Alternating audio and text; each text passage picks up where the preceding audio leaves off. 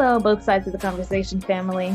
We welcome you to this virtual space crafted especially for you.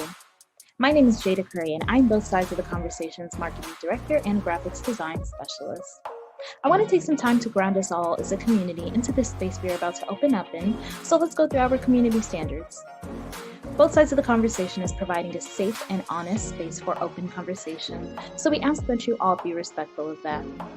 We also ask that you be respectful of each panelist, host, and participant. We do encourage healthy debates and conversations. Don't personalize anything with anyone. This includes name-calling, bullying, trolling, or shaming. This will not be allowed or tolerated. Your perspective is yours. It is not a prescription. You do not have to agree, but show respect. These community standards apply to all of our live shows and any virtual spaces that we hold on social media, including YouTube, Facebook, Twitter, or Instagram. We want to make sure that we are caring for each other as a community. This is our priority in all of our endeavors as both sides of the conversation. With that being said, I hope you enjoyed today's show and continue to stay in touch with us via YouTube, Facebook, Twitter, Instagram, or all of them. All right, thank you for listening and see you soon.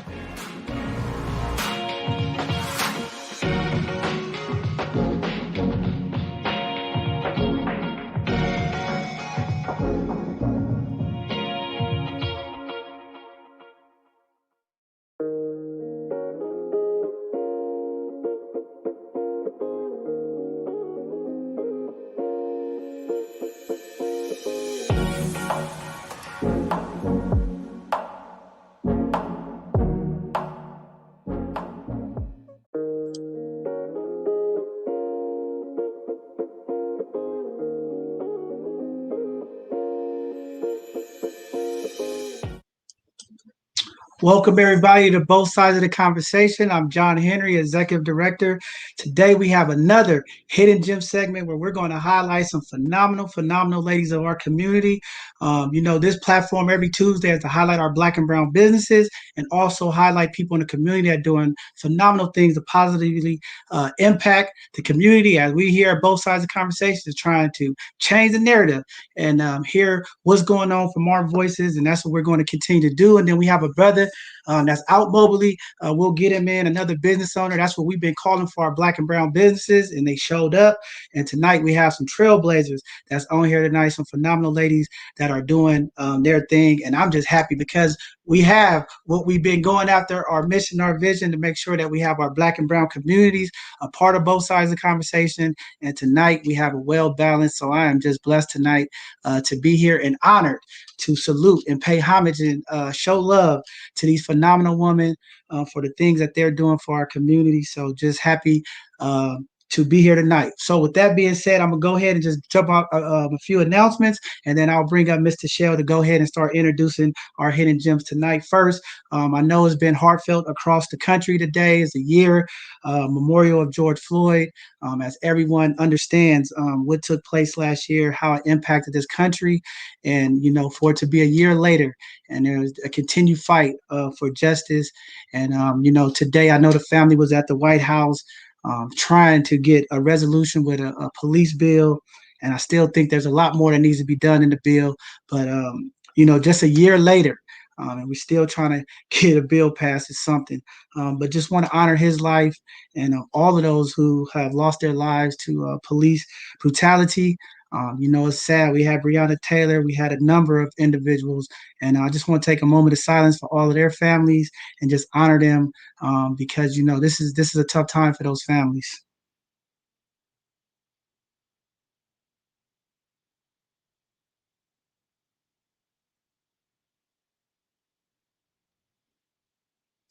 All right. Thank you. Respect to the Floyd family.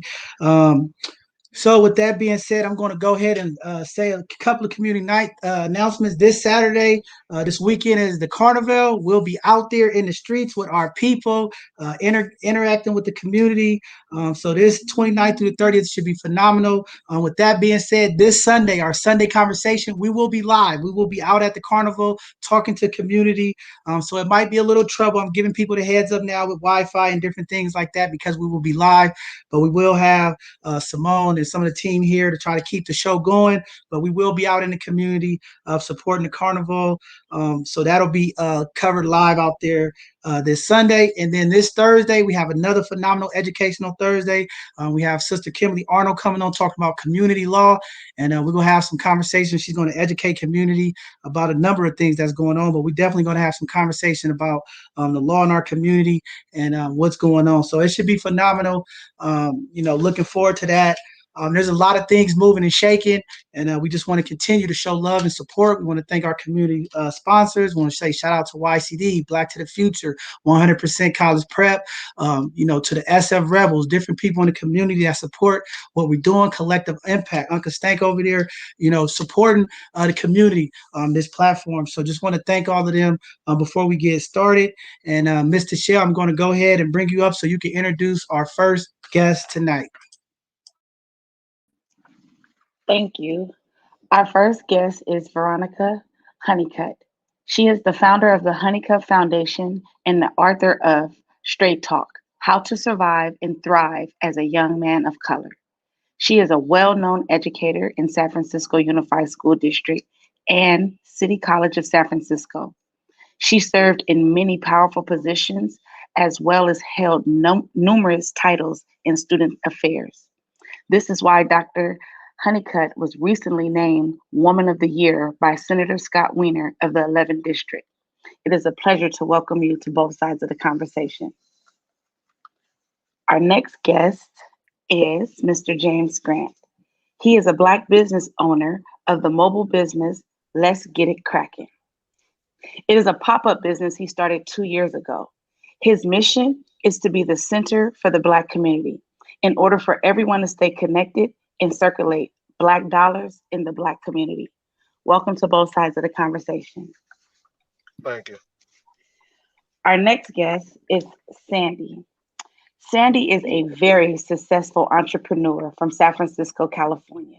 She is the top junior broker at the World's Financial Group. Sandy is a strong woman of faith and dedicates her life to her children, family, and community. Her company and community outreach go hand in hand. She and her team are changing the face of the financial industry, and she offers internships to high school students and partners with middle-class, marginalized families to empower them with the same concepts, products, and services as everyone else. Welcome to the show. Next is Liz Ortega-Toro. She is currently the Executive Secretary Treasurer of the Alameda Labor Council. She is also the first Latina elected Executive Secretary Treasurer in her story of the council. Liz has over 20 years of experience working with the labor unions and community organizations to advance economic opportunities, social justices, and immigrant rights. Liz supervises the Labor Council program that helps to empower union members working in a broad range of jobs across the public and private sector. Welcome to both sides of the conversation. Our final guest of tonight is the Brenda Perdue. She is the founder of United Rhythms. She uses art of dance and performance to uplift her participants to feel good and represent her cultural pride. Brenda uses dancing as self-healing, stress reduction, clarity, and inspirational direction. Tonight, she is here to tell us what she is doing for Carnival. Welcome back to the both sides of the conversation. Thank you. Thank you for having me.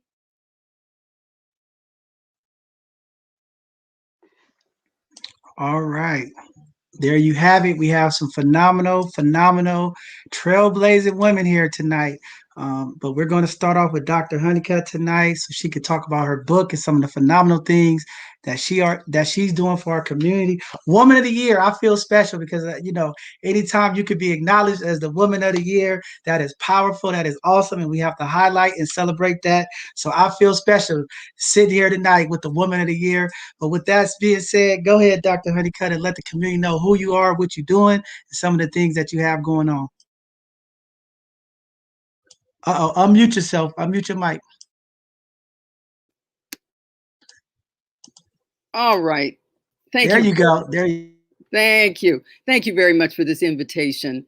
I'm known in San Francisco after spending 45 years in education. I'm retired now, but that did not mean that I wasn't teaching. I'm still not teaching. I'm still teaching day by day.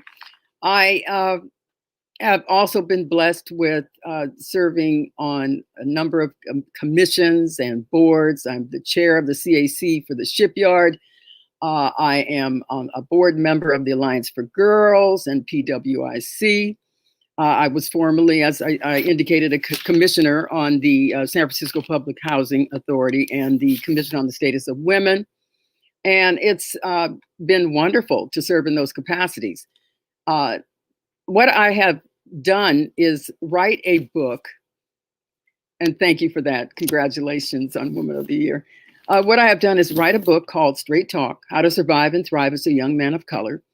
And I wrote this book because a male colleague of mine who works with me in the community said, you need to write this book about how you've been working with these young men to get them into prestigious institutions as well as great jobs.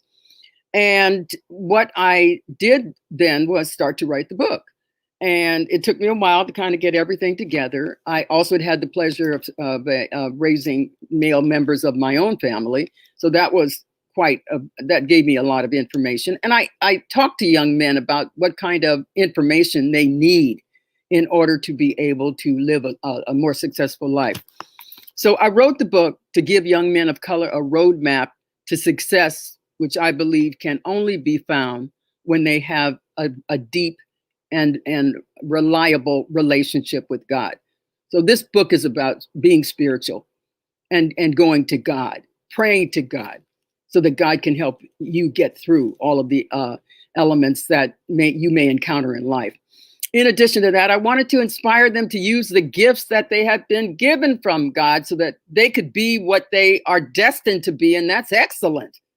Okay, we know that. We see young people that are cropping up on our phones, African American and Latino young people who are, and other folks of color who are going to these institutions, and they have a full ride, and that, you know, in terms of the scholarships and grants, and that's an important part that can be found in my book on education. Education is a key to success. And so we've got to encourage our young people to get as many skills as they can. And education is lifelong.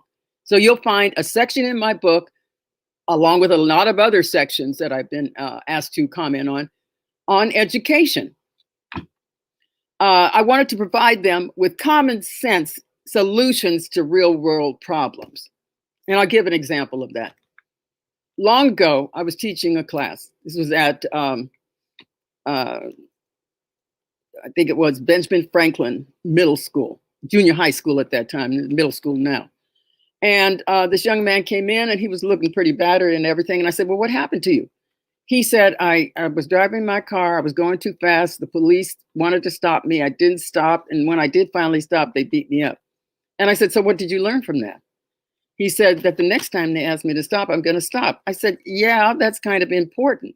Okay, because if you run, they think they're, you know, all kinds of other things may kick in and it might not be advantageous for you. So I have a whole section in the book on how you deal with the police, how you navigate with the police. And get real, I was with my eldest grandson in Hot Springs, Arkansas, and he was profiled and was driving black, and they stopped him. Fortunately, the officer had good sense, and he was able to negotiate with him and show him what he needed so that he would know that the car that he was driving was not stolen. Now, I'm sitting in the seat right next to him. Okay, so I know what's going on, folks, and I'm trying to reveal that ways in which these young men, boys and young men, can navigate their way through these circumstances that naturally occur in life. I wanted the young men to be reminded of the fact that they should not be copying the behaviors that they see in the world, the constant lying. And you know when people are lying, and they're lying to you. Don't follow those behaviors and the customs of the world. Stay focused on God and his son, Jesus Christ, and let the Holy Spirit help you to guide you along the way. Now, the subjects that I've written about in these books are not easy subjects. I've given a lot of references to the elders who already did this work, yet we still haven't been able to find adequate solutions to make things even better than what they are kind of getting to be now. So it becomes important to, and I have a lot of proverbs in there from cultural and ethnic backgrounds and considerations, so that young men and boys can relate to that. And in fact, I found when I asked one young man who had read my book, I said, "What did you like about it?" He said, "I like the way you always reference a proverb, and that makes me think about what my life is like and what I can do." And then you hit right on the subjects that were meaningful to me. So I was very pleased to hear him say that. And so that's what my book is about. There are many chapters in there on, why would boys and young men like to read this book? They need to read the book if they're tired of living without hope. They need to read the book if they're open to getting new perspectives on how to live and live well and live joyously. If they're depressed, get over it. You can live joyfully with God. So I want them to go right back to God, the inspiration for all of us to do what we do so that they can succeed. Yes, you're going to have difficulties in life, but with God, you'll walk through it. He'll be there for you so that you can do well ultimately. Okay? God will also help you develop your character. And I talk about character in the book, having integrity, doing the right thing, even if you don't get credit for doing the right thing. God sees it. That's all you need. He knows what you're doing. So that's why it's very important. And I would recommend my own book to you because of, especially if you have boys and young men, because this is just something that's going to be meaningful for them. They need to look at another perspective other than what they're seeing in the world. And frankly, they just need to turn to God. And I want them to do that. Okay. So my book can be acquired at my website, www.hg-inc.org, at Bird and Beckett bookstore in Glen Park, at the Books Inc. at Opera Plaza. It's there. It's available. Please, a lot of grandmothers and mothers of all colors buy this book for their young men. And so I highly recommend that you take a look at this. May I say one other thing before it is time? Go ahead. Okay, through my foundation, the Hunnicutt Foundation, we are sponsoring a series of workshops. Okay, and these workshops are on a subject that people don't want to talk about. I know 48% of Black folks and 48% of white folks don't want to talk about racism and white supremacy. But they need to talk about it because we need some solutions and we need it fast so that those who follow us will not have to inherit all of this madness that we see in the world today. So I'm hosting the second in a series, a 6-part series of racism and white supremacy workshops. This one is dedicated to racism and law enforcement. Our principal speaker is Yolanda D.A. Williams, who served for 20 years as the president of the Officers for Justice. She's the third vice president with the NAACP. She's off the hook, fabulous. The date is Friday, May 28th. That's this Friday coming up, 6 to 8 p.m. You can go to Eventbrite and you'll be able to access it. Please join us. Don't miss this. This is the second in a series of 6. And we are not doing, these little things you can talk about. We're talking about the hard issues. And not only are we talking about them, we want people to act. It's time for us to act responsibly and in a definitive and meaningful way. Thank you so much for having me. I do appreciate you, John Henry. Hey, no problem. Thank you for coming on. You know, this is a community platform. We also want to have our elders on here Thank because we're you. going to have that difficult conversation with our elders and the young people. When is it time to transition to power? Pass the torch to our young people and give them Yes, the wisdom. And I'll be putting that conversation. But I'm glad to have you here tonight because I did get your book because I kept saying when I heard Straight Talk and as you was coming on, I remember you and Reverend Birch at the men's yes, group last year yes. came over to the Baby Y and we got a book there. But I'm going to go ahead and go up to the Glen Park store. But I remember I gave your book to a young man that I was mentoring in the San Francisco Juvenile Hall, and I remember you signed it for me, and I was like, oh, I gave him the book that she signed, but it was more important for him to have it. So it's okay. He got a signed Thank autograph, you. but I'll pick up another one and make sure I get your signature and keep that because Thank you. there were powerful words of encouragement and things that we need to hear as community. And I think you hit something right on the head that I've been driving and pushing about leadership. And I Yes, think where you're talking about this integrity, these ethics, and how we supposed to be as leaders in the community, I think it's been kind of silenced because a lot of people are moving in the community that's not leading by good leadership, and it's impacting our young people. And one thing that yes, I've learned being back involved in the community a little bit more this last year in this pandemic is there is a lot of issues. That we have to have the truthful conversation. I'm glad you said that about having straight talk and real talk because that's what we're trying to do here at both sides of the conversation. Have the taboo conversations, have the conversations with a little stigma, and have the difficult conversations. And yes. let's just keep it real and stop BSing and trying to Thank push this nonsense over. And let's have the real conversation because we are being impacted in many ways in our Black and brown community. And at the current state where we are now more worse off than we was 60, 70 years ago.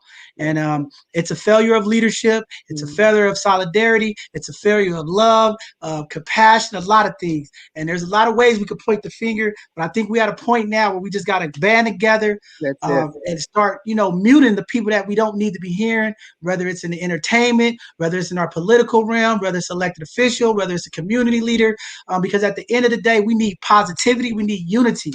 Because our communities are being hit in ways that it's never been hit. And I think it's only going to get worse as we come out of this pandemic and we see some of the wealth gaps increase and some of the financial things that's going to impact our communities when it comes to this COVID and how people been impacted. So great conversation to have. Thank you for coming on tonight. I really appreciate it. It all came back full circle. I said, oh, that's the sister. I know who that is. Okay. And it came back in, but you do have a powerful book and we want to make sure that we get that information out to community for everybody's in San Francisco. If you're near the Glen Park area, please stop in, pick up a book. We have to support each other. We have to patronize our Black and brown businesses. We have to make sure that we're uplifting each other and not being divisive and tearing each other down. But I know we have a lot of people tonight. We got to keep moving. Thank you again, Queen. The First Lady is here. She arrived at both sides of the conversation. Thank you for all the things you're doing. Continue to push forward. If you want to hang around at the end, you can. We'll have a little conversation with everybody at the end. But right now, we're going to go ahead and move on to our next guest. So thank you, Dr. Hunnicutt, for everything you do. Thank you very much. God bless you. All right. All right, everybody. So with that being said, we're going to bring up Miss Liz to the show. Our next hidden gem, phenomenal sister, trailblazer, first Latino treasurer, powerful. And I definitely want to get into later the journey that it took to get there and what does it look like moving forward. So with that being said, welcome, Liz, to both sides of the conversation. Hidden gem, you are not hidden anymore. You will get your flowers and your homage tonight, lady. Thank you so much for having me. And wow, what a powerful presenter with Dr. Hunnicutt, Woman of the Year, to go after her. It's just hearing her and the amazing work that she's doing. Just want to give her another big round of applause. So yeah, I am Liz Ortega, Executive Secretary, Treasurer of the Alameda Labor Council, and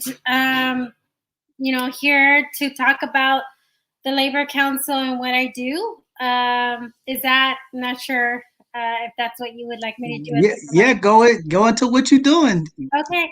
So as the Executive Secretary Treasurer, I represent 135 unions, 135,000 workers in Alameda County.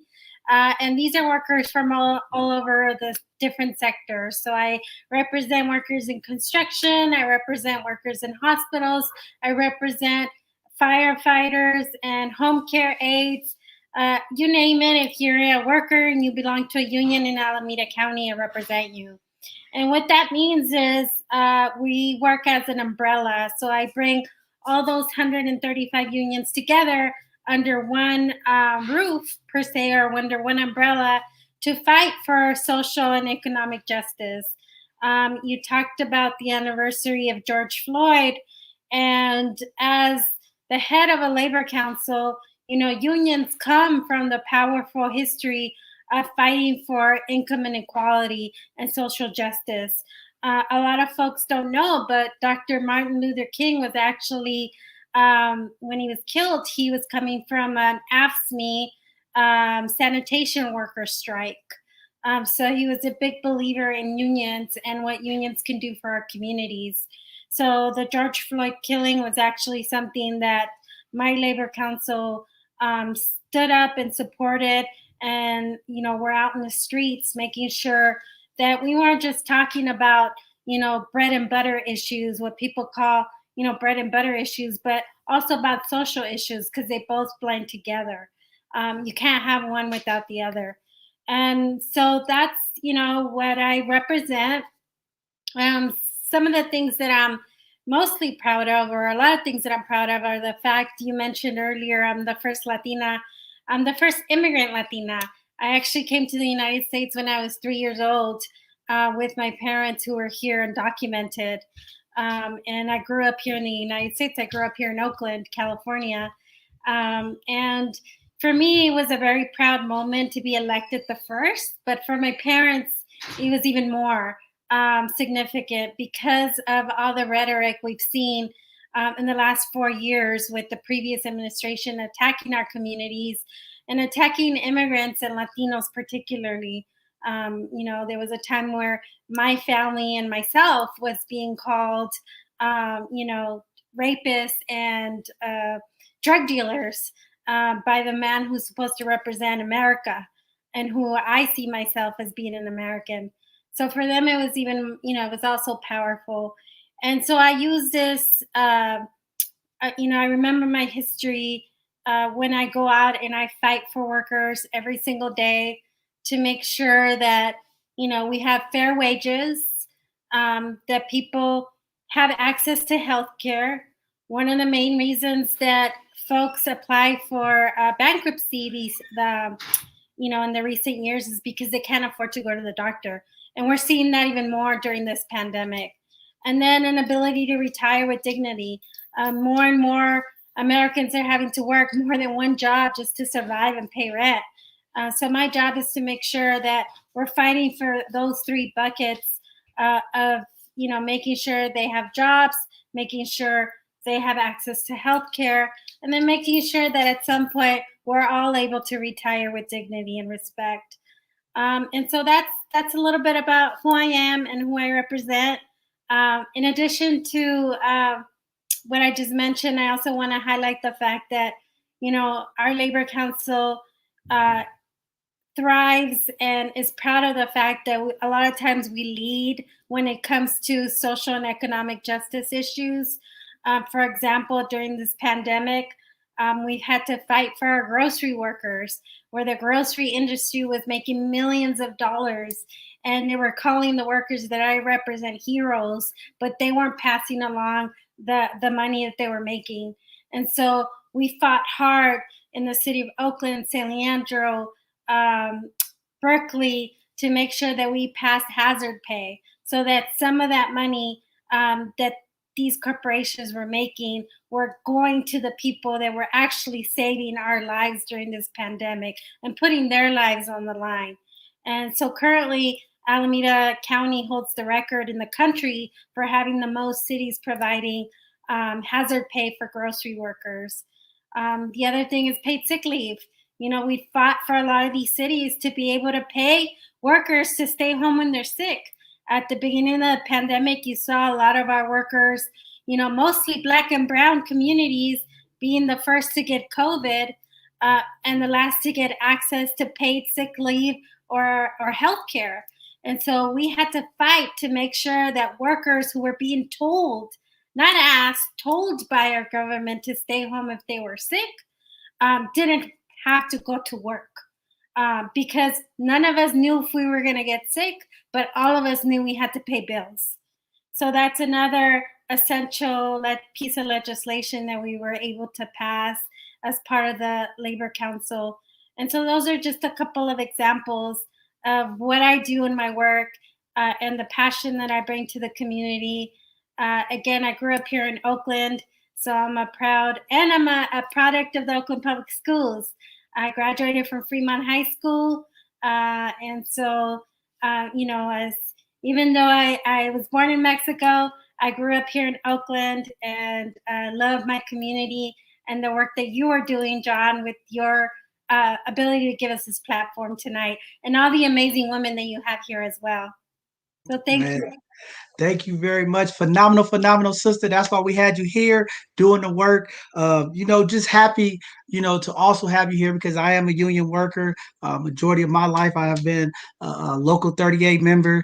I've been shop steward. I understand, the hard work and the efforts that go on to fight for fair labor, wages. And, even that's a challenge in these times. And there's a lot of opponents pushing against unions. But with the wealth gap in America and some of these corporations getting the tax breaks when they move into cities and different things that they're doing, not paying their fair share is very important for the union presence. And, around this country, there's a lot of countries fighting against the unions, trying to make them right to work states.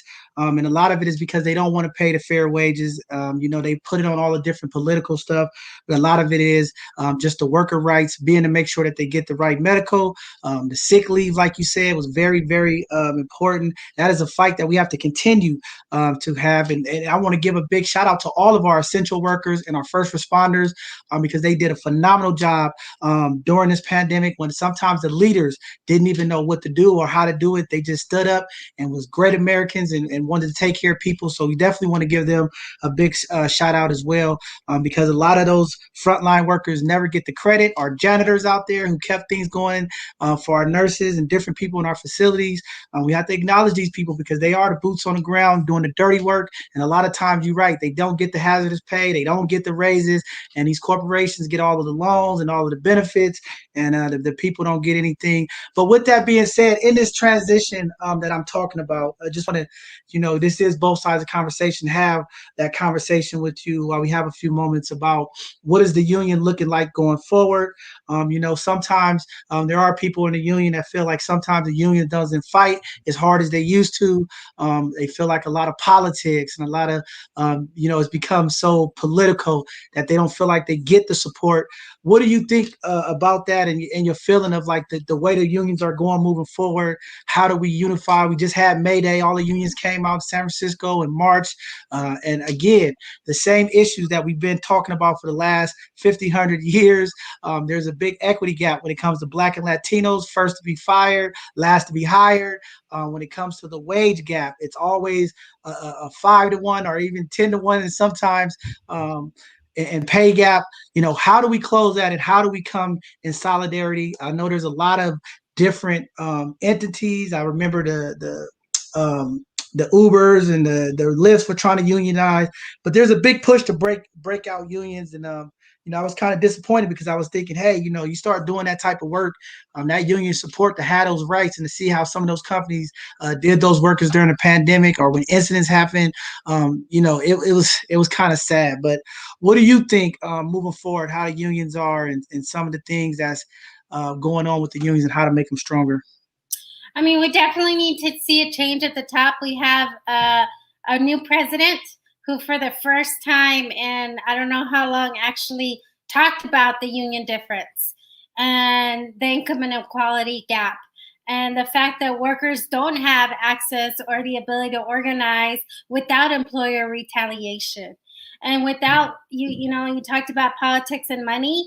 Well, the reason unions are attacked so much is because we're able to put together our resources and our human power to beat back those folks who have the money, the Amazons of the world, the Ubers of the world, who have massive amount of money, while the rest of us are fighting for whatever is left or whatever they think is left for us. And that's why they fight us so much. That's why they retaliate, they fire, and they go after workers who try to come together. And what we're going to need is president and, a House and a Senate to pass the PRO Act. And what the PRO Act does is essentially evens out the playing field so that employers like Amazon and Uber cannot fire when folks want to organize, when folks sign petitions saying, I want to be in a union. They're not being met at the bathroom like it was happening in Alabama. Literally, workers who wanted to form a union were being followed into the restroom by their managers telling them no. So, we're going to have to pass a law to even out the playing field so that we can compete and we can organize.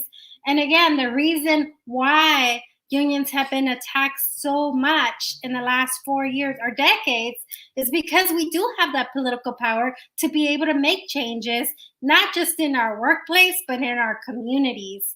If you look at Alameda County, and the fact that we're one of the highest union densities in the country, you can see the difference. You can see the reason I'm able to pass hazard pay, the reason I'm able to pass paid sick leave, things for workers that they wouldn't otherwise be able to get in a state like Florida or, other states where they don't have that power because, people like the Amazons of the world go to Texas where they get these tax breaks. So we're just going to have to keep fighting and pushing and holding folks accountable. One of the things that I like to say, and I do hear it a lot, like, so why the union? What's the union difference? And I say it's always the power of more than one makes a huge difference. And for folks who are out there going after our jobs, my job is to make sure that I put those 135,000 workers together and go after those who are after our jobs and hold them accountable to what they, say they fulfill in our communities and just continue to fight. Definitely. I mean, very powerful stuff. And I think accountability is a big one. Even for some of the people inside of our unions, we got to hold them accountable because you're right. Alameda County does have a good record of hiring. But one of the things that I have found is the pay gap. I was on a call when the ports was hiring and, the livable wage, they have to fight a little bit harder for a livable wage, especially here in the Bay Area. These entry-level jobs, people coming in at $17 an hour, $15 an hour, they need a little bit more. And I think we really got to have a hourly wage talk in this country because in certain sectors of this country, definitely the wages need to be changed, especially here in the Bay Area, as our families are being impacted with housing, medical, and things of that nature. And when you can't get a livable wage here where you live, and these corporations are getting tax breaks and not doing their fair share to give back, definitely we got to hold our unions accountable to fight a little harder to make sure that we get our fair wages because a lot of people are complaining about that. Yes, there's jobs. But when it comes down to the economical power that they need to take care of their household, it's really not there. So, but definitely good stuff that they're doing. They're getting people mobilized and getting to work. And I know that's a big part of it is a lot of people was hit during this pandemic. So the fight continues. We got to keep pushing our elected officials and making sure that we get the right policies in place to move us forward in the workplace. So with that being said, thank you, Liz, for coming on. Thank you for your journey, doing the phenomenal things you're doing. Keep pushing, keep fighting. One day we'll get there. And, looking forward to connecting. If anything we could do here at both sides of the conversation to help you out, if it's just getting out a digital flyer or job announcements, please reach out to us so we can blast out to the community as we continue to build up our Black and brown community here. We wanted the hubs, and maybe we could get, access for you to our website to put some of those jobs up there on our website. We're trying to encourage our employers to get the information out to the community as we're trying to put America back to work after this pandemic. I think it's going to be very important. So anything you need from us, let us know. We'll get it out to you. Thank you very much. Thank you for having me. All right, no problem. All right, with that being said, we're going to bring up Miss Sandy, and then we're going to go to Jeff and then Miss Brenda. But Miss Sandy, happy to have you here tonight, Queen. And, go ahead and talk to the people. Let them know all of the phenomenal things you are doing. All right. I just want to thank you so much, Sir John Henry, for inviting us to this platform. It's really an amazing day to be celebrating the life of George Floyd. I came into this sector in the financial world because I used to be a special ed teacher, and I'm just so thankful. I'm so thankful that God has answered my prayers, because 25 years ago, I was the go-to person for families that were transitioning out of foster care. They were transitioning out of prison. So I worked closely with a lot of leaders. At that time in the 90s, before the market reset in 2008, before gentrification hit the Mission District and gentrification and displacement happened in the Bay Area, things were pretty good. I mean, that was my experience as the go-to resource teacher. I was a special education teacher. And whenever our families needed assistance with Section 8, if they needed assistance with PG&E, or let's say they just needed some assistance with respite, they needed a break, and they wanted to go to the movies and bowling. And, I was that teacher that I was able to offer them those opportunities. Around 2006, 2008, I don't know what happened. I thought I was pretty smart. I went to City College. I went to State. I did not graduate, but that's okay, because my story ends up pretty great. I can't wait to share more with you. But I just saw so much was happening. I was unable to access for families. Finally, between 2006 and 2010, my husband at the time said, "You know what, honey, just retire, take some time off, and let's reset and figure it out." Fast forward to 2015, I had to leave the education. I had to leave as a teacher. As much as it sorrowed my heart to leave as a special ed teacher, I just couldn't make it in the Bay Area. And I refused to move to the Valley. I refused to move to Stockton. I said, there's a purpose for me here in San Francisco. I need to rebuild myself as a leader. I just wasn't sure where I was going to find that. Well, holy moly, I just thank you, Jesus. I thank you, Nicole, out there that said, "You know what, Sandy, what are you doing with all your money? And what happens if something happens to you or your husband? Like, what do you have set up?" I said, "What are you talking about?" She said, "Look, I love you so much. And I'm helping a lot of families right now that are losing their homes to bankruptcy. And a lot of them are losing them because they're senior citizens that weren't properly educated about their money." And I said, "Well, what are you talking about?" Because I thought I was pretty smart. She said, "Listen, I don't know all the details of it. Go talk to my friend Zach and Jasmine Rance. They are my CEOs. I talked to them back in 2015. They helped someone like me that I grew up around a time when families were very, I guess, nuclear, right? The men went to work. They were the main breadwinners. The women, they were home. They took care of the families, and there was so much value in a partnership. But the women in my family really didn't know what to do if an emergency happened, what to do if there was a sudden death. What do we do if the market drops? What do we do when something like money? So in 2015, Zach and Jasmine, they educated me. They helped me get out of a crazy credit card debt. They helped me raise my credit. And then they said, "Sandy, if you're running these 3 small, businesses," because I was running a little bit of Kangen water. I was doing a little bit of the Mary Kay. I was just trying to figure it out. They said, "Why don't you try to put that energy and becoming an entrepreneur, like a real business owner?" And I said, "Well, I'm being a business owner now." Zach said, "No, you're self-employed. If you stop working, you don't bring any money." And I said, "You're right. That's true." So he gave me a really amazing book to read. Dr. Hunnicutt, thank you for being Woman of the Year. I think I remember you at City College and State. I was an educator, so I think I might have even been in one of your classes. So bravo to you. Thank you. But books are amazing. Books are being left and right handed out in our company at World Financial Group. I saw all the discrepancy that was happening in terms of why is everyone that makes $250,000 and plus, they have access to an advisor? What about everybody else that's like me, a worker, a union worker, a teacher, and then self-employed? Like, what about us? How come no one's talking to us? Again, the mission at World Financial Group is no family left behind. fast forward a couple of years of learning and becoming the best version of myself. I'm not there. It's lifelong. And I realized, what about no student left behind? How about that one, Sandy? So about 3 years ago, I made a decision.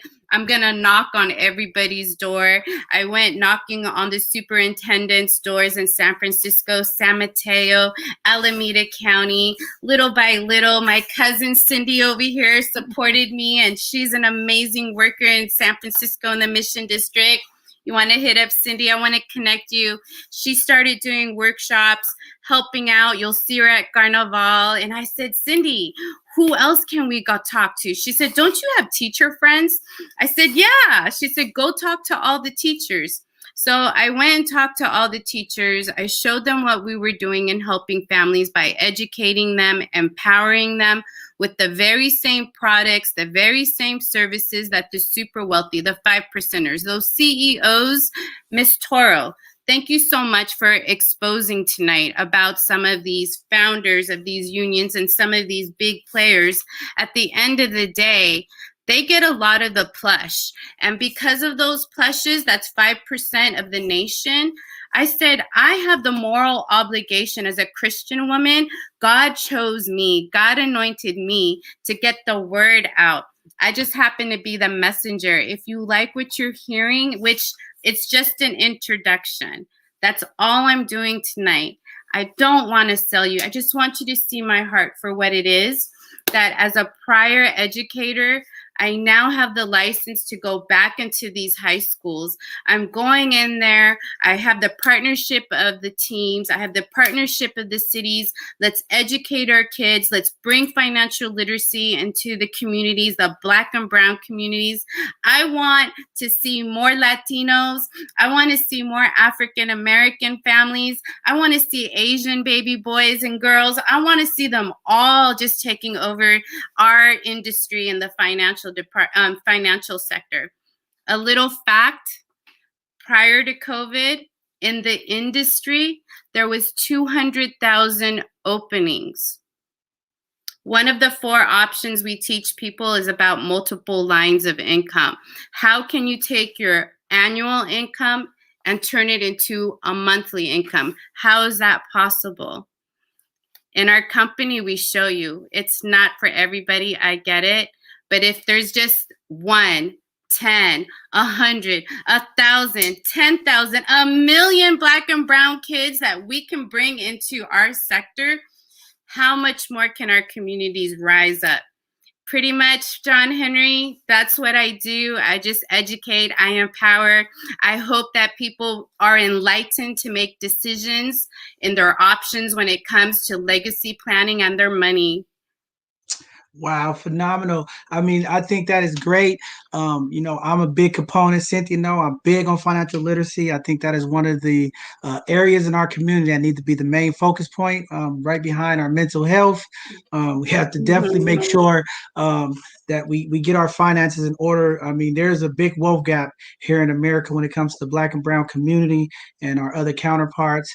And a lot of it is that education, have that information, how to invest. We have far too many of our African American, Latino elders of the community close to retirement, don't have the proper amount of money for retirement. When it comes to insurance, we are the less insurance ethnic groups, Black and brown. There's a lot of violence in our community. There was COVID. There's a lot of times we have a high loss of life, and we don't have those financial protections to protect our family asset and move that generational wealth. So just glad to have you in that field. That is always something that sticks my ears up because when I hear people talking about money, it's like, hey, I know that's something that we need, and we definitely need to get that into our schools, into our young people, into the community to really understand what's going on. Because again, I posted something earlier this week.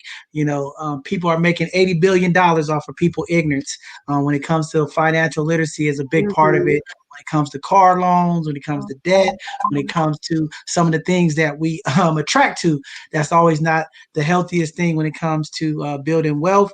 So just happy to have you talk about that. Happy to have you here. And, shout out to all our educators out there who do things like to impact our community with information. And that's one thing we believe here at both sides of the conversation. That's why we have our educational Thursdays, to make sure that we have these type of conversations. We get the PowerPoints out, we educate the community, because we want our community to do better financially. Because I think a lot of the things that we deal with when it comes to mental health and violence and different things in our community is tied to money. Definitely our corporations got to do their part with this wealth gap that's happening when it comes to pay and how it's being dispersed through the community. So thank you again, Miss Sandy, for coming on. We're going to share your information. Looking forward to having you come on one of these Thursdays and do a PowerPoint presentation and educate the community about finance, investing. Yes. Because we got to continue this conversation. It can't stop with one presentation. Definitely. We got to keep popping them out. Yes, sir. Thank you so much, John Henry. And again, I want to thank both sides of the conversation. And yes, I will take you on a Thursday. I hope to get in before the end of the month. So we got to make it happen fast. Our families need to know about income protection. I'm tired of GoFundMe. My vision is to defund GoFundMe. This morning, when I looked at funerals and medical costs, that was over 1.8 million of families right now in the Bay Area looking for help. We have the solutions. I could go over all of this, but you know what? I want people to see my heart, John Henry. So I appreciate you. I know we're going to make it happen. And I hope we get this Thursday happening real soon. Thank you so much again. Yes, we will. All you have to do is go on the website, www.bothsidesoftheconversation. Go ahead and book the next available Thursday that we have open. And we would love to have you get here, because I love to debate about money. People know I get passionate about this money. I don't allow people to come on here and just say, this and that. I want to know why. But I think one of the very important things that you hit on tonight is getting people that look like us in the financial industry. I think is very important. I am encouraging my young people all the time. I tell them there's an opportunity out there. You don't have to be a lawyer. You don't have to be a doctor. We need some financial literacy people. We need some people that know how to handle these stocks, and making sure that our community is investing right and putting up the right amount of money for retirement, and making sure that they have a budget and they are saving and getting out of debt, so that they can pass generational wealth. And then finally, we'll get our lawyers. We're calling out all of our lawyers, but we need our estate planning lawyers to come on too and let the people know how to protect their assets and pass it on for generations to come. So let's do it. I have a free book for everyone, Money, Wealth, Life Insurance by Jake Thompson. There's a lot of stories about people that use the family bank that are the wealthy, like Disneyland, like Harley Davidson, Starbucks, our banks. It's in that 68-page book. You can read it in 20 minutes. Drop your email or give me a text, 415-684-5334. I'll send you that free PDF book, Money, Wealth, Life Insurance, How to Supercharge Your Savings. There you go. There you have it, Sandy. Thank you for coming on. Your information is up there on the screen for people out there to reach out to you. If you have time to wait after James and Brenda, we'll have a quick conversation. But if you have to go, we understand. Thank you again. Continue to keep doing what you're doing. Turn the light switches on. You never know. I always tell them, take the chains off our young people's brain and make sure that they get the information so that they can be financially successful instead of just successful. But thank you again. Looking forward to seeing you soon. With that being said, we're going to move on to our next hidden gem. This brother's been waiting patiently. Phenomenal guy doing some things.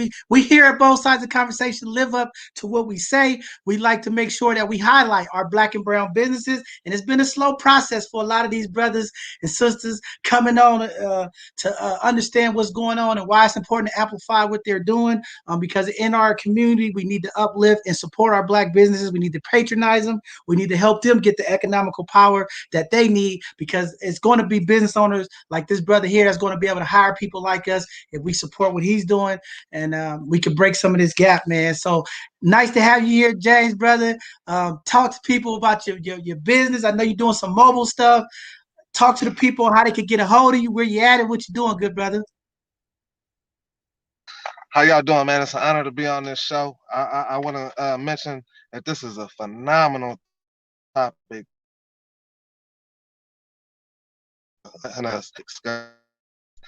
And for our young people's mind, man, that's the best analogy that you could use for what's going on right now. A lot of times we don't know that there's other ways out, that there's other ways to make it, that we so trapped in the low poverty community or low poverty state of mind, or we don't have those resources like others do that comes from wealthy generations or whatnot. So I think us as Black men and women and Latino, that we do need to build generational wealth to help out for the younger generations. Yeah, I'm James Grant, CEO of Let's Get Cracking. I started this business in 2018, just searching for another way out. I finally, reach a point where it's become success, and I don't have to look over my shoulders. Being a Black man coming from where I come from, we don't have too many individuals to like give us pointers and show us different directions and ways out. We're so glued to what we see, and sometimes it starts from our community that we look up to and stuff like that. So I'm inspired by inspiring so many us entrepreneurs.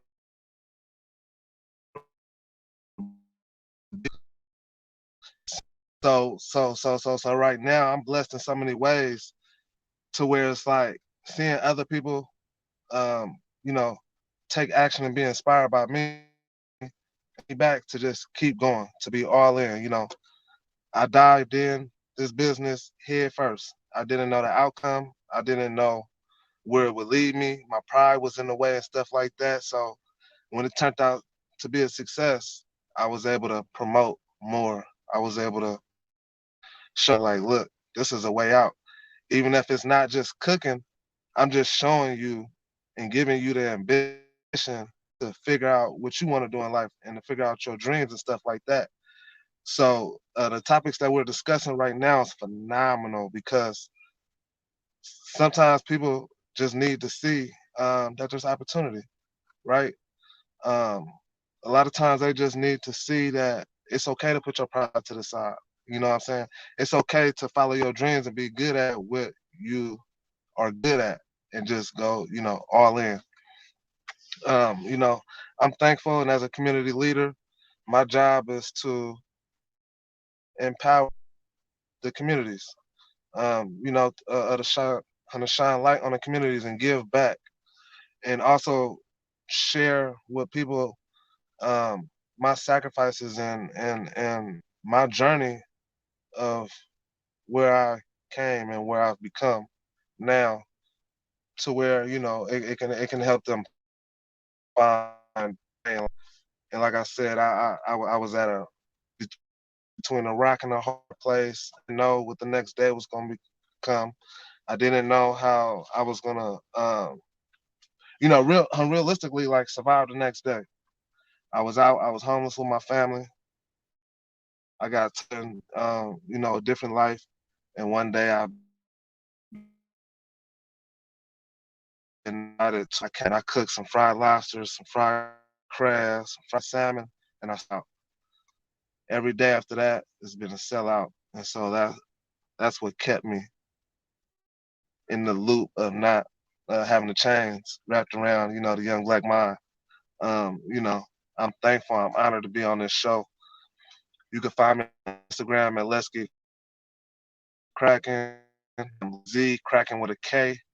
I'm always giving out free knowledge, free game on what to do or how to go about it, or I help people, um, start their business. And I'm not charging for none of it. Just as long as we can be leaders to our community and give the people under us an insight, a vision to follow their dreams and stuff like that. So I'm always open. I'm always willing to give game. If you go on my Instagram at Let's Get Cracking, you'll find out that I teach videos on how to properly um, have your food station, how to properly cook your foods under the temperatures and stuff like that. Like I'm teaching and I'm giving it away for free how to properly be set up without getting shut down from the health department.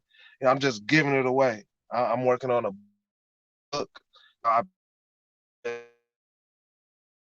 this app and how I'm talking to you right now, it writes down everything for me, and then it formats it, it's everything I'm saying, and puts it in book formation, and it could be sold on Kindle and the Apple Store. So we're working on projects to where we can give it away. And if they don't want it for free, we'll charge $1 for it. Because sometimes when you pay for something, it takes you that much more serious, right? You look at it like, okay, even if he charged $1, there's got to be some hidden gems in that book that he's writing, right? So yeah, we're just trying to better our community as much as possible and just show that there's ways out. There's ways out because we don't first to own stores or buildings. We don't have that first priority. It's always foreigners who come in, or people that's not even from this country that come in, and they're here for a month in our neighborhood. We don't. And so we want to build a community. For not honor to honor, bro. The communities outside the communities, I'm here. Man, phenomenal. I know your phone broke up a little bit. I know you're out mobile getting ready to cook. First of all, I just want to say powerful, right? You powerful, King. And I'm going to tell you a couple of things that you hit on that's very, very important. One, I'm about this movement, King supporting Kings, King supporting Queens, and Queens supporting Queens. And I see you have my brother, Mr. Fab, Dope Air on. And, that's what it's about, representing other brothers who doing something, because I think that's also a problem in our community, being able to see other Black males supporting each other instead of hating on each other, lifting each other up. And I see you supporting the Dope Airwear, and shout out to Mr. Fabby. But that's what we need to do. But one of the things that you hit on is very important. One, your testimony is very powerful, and I think it is time for more of our brothers and Black men of the community to step up and tell their stories, because I think what you said was just a true testament of perseverance, because you said the struggles that you went through, being homeless, the obstacles. And sometimes in our community, our young people quit. And I think having you tell this story is very, very important, because I try to tell my young people instant gratification, always winning right now, ain't always where it's going to be at. You know what I mean? Sometimes it takes a little bit of work, a little bit. You never know when opportunity is going to open up, but you got to keep knocking. And, what you spoke about tonight is definitely inspiration, because you're talking about not giving up. You're talking about no matter how many different things are being thrown at you, you are still focused and you are resilient. You're going to get there. And again, it all starts with a dream. And I tell my young people, dream big. You know what I'm saying? But you got to put the work in. And I think that's what you really highlighted, is putting the work in.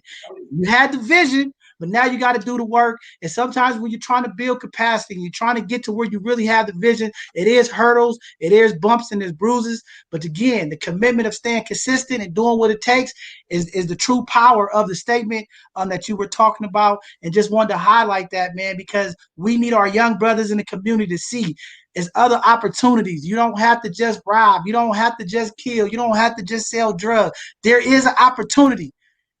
I'm famous when I talk to my young people. I tell them, for everything that you think is negative, there is something positive that you could do. You like to sell drugs, you could sell lobster and shrimp.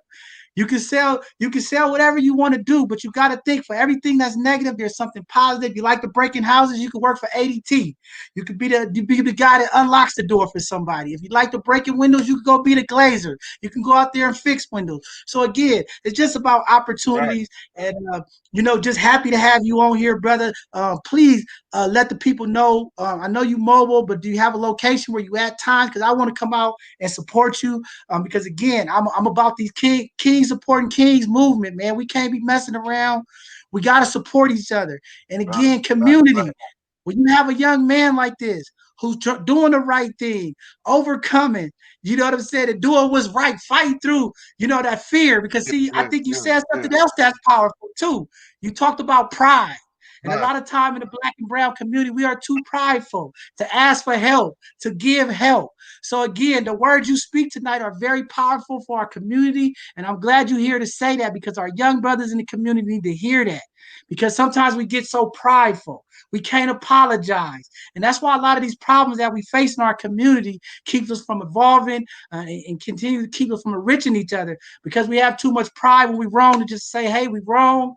And, just hearing you say that, young brother, very powerful. That moved me. And I'm not even in the best spirits tonight, but you moved me tonight, because, again, I love to see my young brothers, stepping up and not quitting, brother. You see what I'm saying? Not quitting. Because too many times when things get rough, we quit, and that's a trait that we got to stop.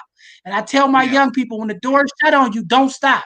Keep knocking. Sooner or later, the door is going to open up. And I think we got to keep enriching that into our young people. It's a lot of work, you know, and this is not easy. And I'm glad you came on here because too many times we see what's going on the internet and all we see is the successes. And I have been on your Instagram and I see the game that you give. And don't worry about giving the game because at the end of the day, what God has for you is for you. It doesn't matter how you give it out. You get what I'm saying? You're blessed because you're doing the right thing and you're doing it from the heart. So keep doing it from the heart. Keep pushing through, and the monetizing things will always come to you when you do it right out of love and for the people, right? Because our job here is not about us. And I like that you said that because I push that. It's not about me. It's not about both sides of the conversation. It's about the community. The impact to our people is what's more important. When you do by your people, the blessings will come to you automatically. And I'm just happy to have you here tonight and saying what you said. I've checked out your Instagram and I see the game and the love and the wisdom that you give to our young people. And I commend you, man. And I salute you. And that's why I asked you to come on, brother, because I want to help uplift you. I want to support you. I want to make sure that our community gets behind you and support what you do so that we can work together to uplift and enrich our community, because that economical power that we need is very important. We spend a lot of dollars doing other things, but we don't spend enough dollars in solidarity with our businesses, with our community. And I always tell people, come with a full wallet without asking for discount. Supporting Black businesses doesn't mean go to the business and ask for 50% off or can I get a hookup. Go ahead and pay what it is, because you help and support the community. You help and uplift this brother. So what if you could go down to the street and get the same thing for $5 less? Or on Amazon, you know, they have built that capacity and they didn't give it back to the community like you would. So I always encourage our people, go out and spend those dollars. We go to Gucci, we go to Prada, we go everywhere and spend our dollars. We don't ask for a discount, we just pay it. And I think it's time for us to start showing that same love to our Black and brown businesses in the community without asking for the discount. So what if it's $3 to $4? We are building community wealth, generational wealth, and we're building opportunities for that our young entrepreneurs could watch a brother like you excel, so you give them the hope. Because when you succeed, another young person under you succeed. Somebody else from our community succeeds. When they see James, they say, hey, if James could do it, I could do it. You get what I'm saying? And that's the power in it. Sometimes we always trying to figure out what's the data, how do we write this, how do we promote this? Sometimes it's just doing what you're doing, living the life you living, walking in your purpose is what, and that's the real game to the community. We don't have to worry about what the books say. You got brothers like you doing the work. Young people are inspired. They see you and they want to be like you. And I think that's powerful, brother. So keep doing what you're doing. Anything that we could do here to support you as we start getting into our events, I definitely want to have you come on as a caterer. I see you got fried lobster, crab, different things of that nature. I got to come tap in and check you out and get some of that good food that you got going on for the people. And we're going to continue to support you here at both sides of the conversation, my brother. Look like he a little bit broken up. But James, a powerful brother. We're going to get his information up. Hopefully he gets back in and put his information in the chats. I know he's doing mobile food. We have a lot of mobile vendors out there. Definitely want to support our local mobile vendors. And oh, there you go. Did you get back? Yeah. All right, go ahead and tell people where you at and how they can meet up to buy some food, or put it in the chats and we'll get it up there on the screen. Okay, so every day I post on my social media. I go from city to city, from the Bay Area to Las Vegas. So you'd have to check out my Instagram. I'd post whatever city I'm in. I make my Instagram post and I let people know what city I'm in. Mainly, I'm in Antioch and Oakland. So you can catch me there. You can catch me in Oakland on the weekends. You can catch me in Antioch throughout the weekday. But I'm pretty booked up for this summer. So I'll be going from city to city. Everything's off the social media. Everything's off the social media. Okay, so we're going to do our part. I want you to tag me when you're doing something in Oakland or when you're in Antioch. Give me the location. I'll blast it out to our people that's in that area. We got a lot of people watching in Antioch, Pittsburgh, and Brentwood, and the East Bay. And I'll make sure that we all pull up in drones, and make sure that we buy you out because that's what it's about. But definitely tag me. And any other time that you got any information coming up, maybe we can hook you up. I know you said you're busy for the summer, but maybe we can get you at one of our vendor events here in the city. But again, as you start expanding and building capacity, keep all the models open. You know what I mean? Because there's a lot of businesses that we need to hold accountable. We have a lot of organizations that are doing stuff, and we want to make sure that they're investing in our Black and brown communities. There's brothers like you. So all our allies out there that's watching, our different organizations that say they support Black lives and they support Black businesses, here's an opportunity to connect with this brother. Let him do the next luncheon for your committee meeting, or let him do the next dinner for your next town hall meeting. We got to start doing this. We got to uplift our businesses. And as we have different people in position of power, we got to think about how do we put these financial resources into our small businesses, our young entrepreneurs. I'm always a big component of college, but I also understand there's a large gap in our community that needs to learn about these different vocational skills, catering, things of that nature, because it's very important to do something better than doing nothing. But go ahead, James. You know what? That's what I failed to mention too. College and school does not teach us how to survive. So this is my whole way of teaching people how to really survive, coming from where we come from. That's a huge topic right there that you just mentioned, because we need those survival skills. We need to know how to go out there and get it and be able to take care of our family. Like, that's very, very, very important. I had a college professor who wants to use my videos on just to teach his classes on how to, survive and stuff, and lively skills, So and that's very important, and that's a topic that needs to be further discussed. And that's definitely one of the conversations we're going to get on our calendar for our Sunday conversation. And you're more than welcome to join. That's a community conversation. That's for all of our people in the community to join. We have real talk, straight talk, authentic talk. And, we just keep it real. But that is a powerful conversation. But again, you hit on something else before I let you go about, the resources. And that's one of the things that I'm fighting for in our community. We got to get better centralized communication so that we can mobilize to support each other for events. And like you said, when you first got started, you didn't have that support. And that's why I get so frustrated, because it's a lot of people that say they organizations do this and that. And I'm finding more and more when I connect people, they like, I didn't have that community resource. I didn't have a person tell me how to get the business license, how to navigate me through the system. And I hope moving forward with some of the things that some of our community leaders are doing, putting on educational platforms and things of that nature, that we're going to do a better job. Some of our resource centers, making sure the people in the community have a way to connect, using this platform and all the social medias out there to get this information out, because as our young people start transitioning, some of them are not going to college, and we need to have a resource hub center where they can come in and learn how to get a business license, how to start up a business, get the marketing tools, and get the support so that they can come in and do some of the things that you're talking about without having to just jump in head first, because it does us no good if we don't prepare and plan first. And that's what I tell people. Sometimes we're so busy thinking about the end goal, we forget about the ABCs. And I'm trying to get people to start. Let's get back to the basics. Let's first educate our people. Let's start to mobilize our people in the right way, the right steps. Everybody's worried about the people with the PhDs and everybody that can climb the ladder.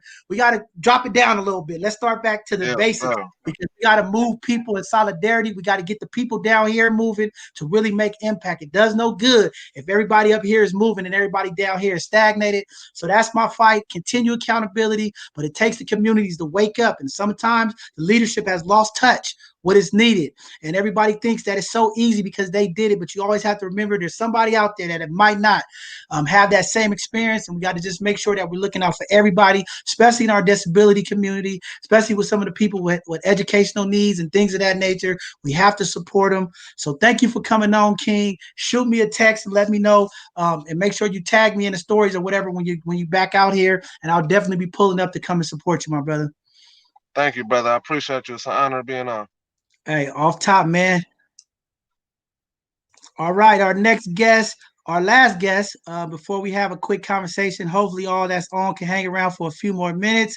We got Miss Brenda coming up. She's going to talk to the community about what she's doing. I know a lot of you seen her last week on our Educational Thursday with her movement and dance. So just want to bring her up here and let her go ahead and talk to the community about some of the things that she has going on, that she's doing to help impact the community. Brenda, are you there?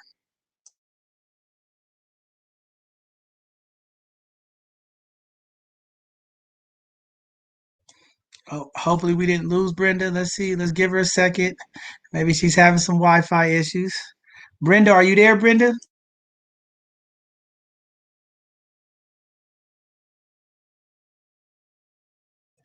Well, we might have lost Brenda. So we'll go ahead and shoot her information up. I know she's doing some things in the community.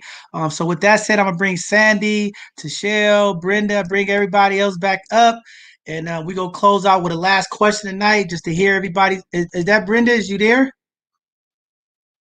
Uh-oh, hold on. I think we got Brenda there. Hold on. We have Brenda. Are you there, Brenda? Can we hear you? Yes, I'm here. 1 second. 1 second. All right. Good evening, everybody. 1 second, just having some technical issues.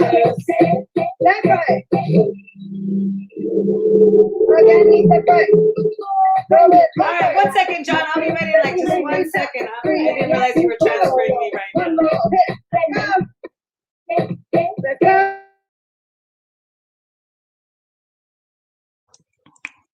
Well, while Brenda's getting that together, I'm just going to give up the announcements this Thursday. We'll have another educational Thursday. We're going to have Kimberly Arnold come on and talk about community law. Very important conversation, and hope everybody can join for that. And then this Sunday, we will be live out at the carnival.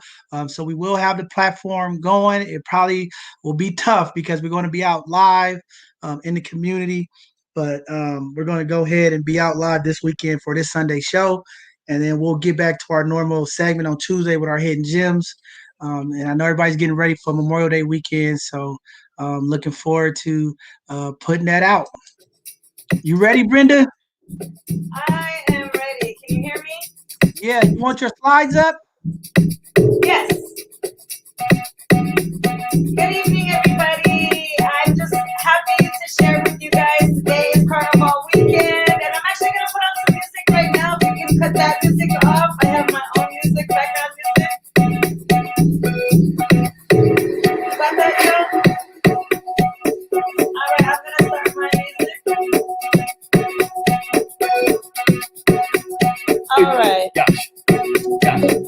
Just loading my slide right now, and I'm going to put on some music that I have ready to go.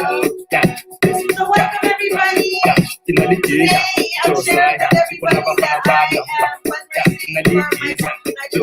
And so I just want to share with you guys my PowerPoint presentation.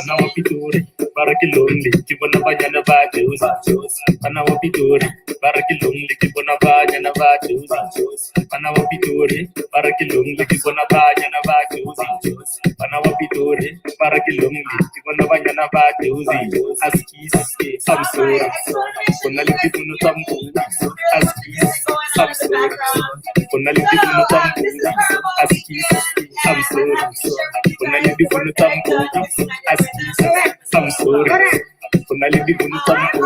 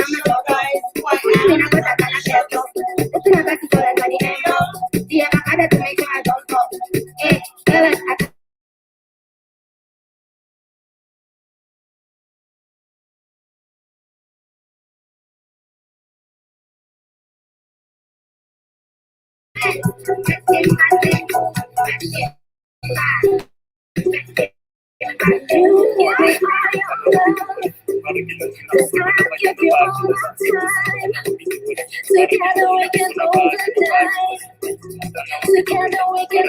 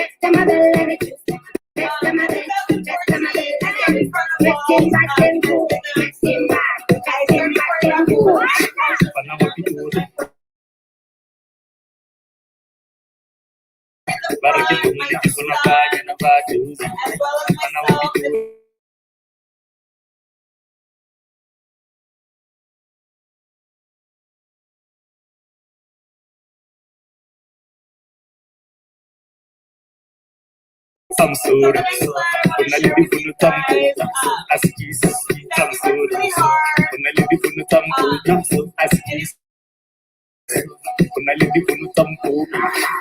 Dancing is a process of preparation to show everyone their inner spirit, cultural rhythm is this process of health, realization, transformation, which is what I call my. This is the flow that we created. I paid with my own earnings.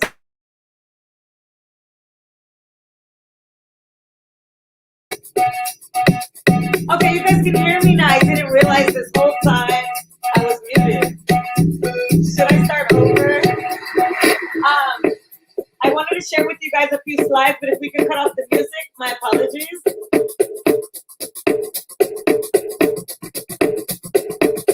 All right, thank you guys so much. Good evening, everybody. My name is Brenda Perdue, and I am promoting United Rhythm San Francisco. This is Carnival weekend, and I'm excited to be sharing that although right now we're not getting together due to COVID, that I'm still promoting United Rhythm San Francisco. I'm highly recruiting for United Rhythm San Francisco and fundraising for Carnival 2022. The thrill of the chase, researching, scrolling. We can't, Brenda, we got to turn the music down. We can't hear you. The music is too loud. Yeah, I don't even understand what Or music with this our help. is. About what's possible. I must have some kind of internet issue going on. I'm really, I thought this was you guys playing music the whole time. Okay, I'm gonna mute this real quick. Yeah, just go ahead and we've seen the slides. If you could just go ahead and just talk to the people about what you're doing for the carnival, your event. Do you have any announcements you can make, John? Just while I troubleshoot turning off whatever this is that's on quickly. I thought it was you guys playing this whole time. Nope, it's not us. I think it's on your end. Yeah, on my computer. My apologies. If you have any announcements, real quick, give me just 1 second.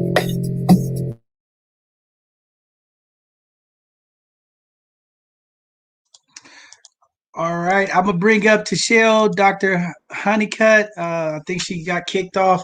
I know it's getting late. I want to get everybody out of here. The question for tonight, this is George Floyd Memorial Day. Wanted to see what you all thought about, a year later, where are we at with activism? Where are we at as community?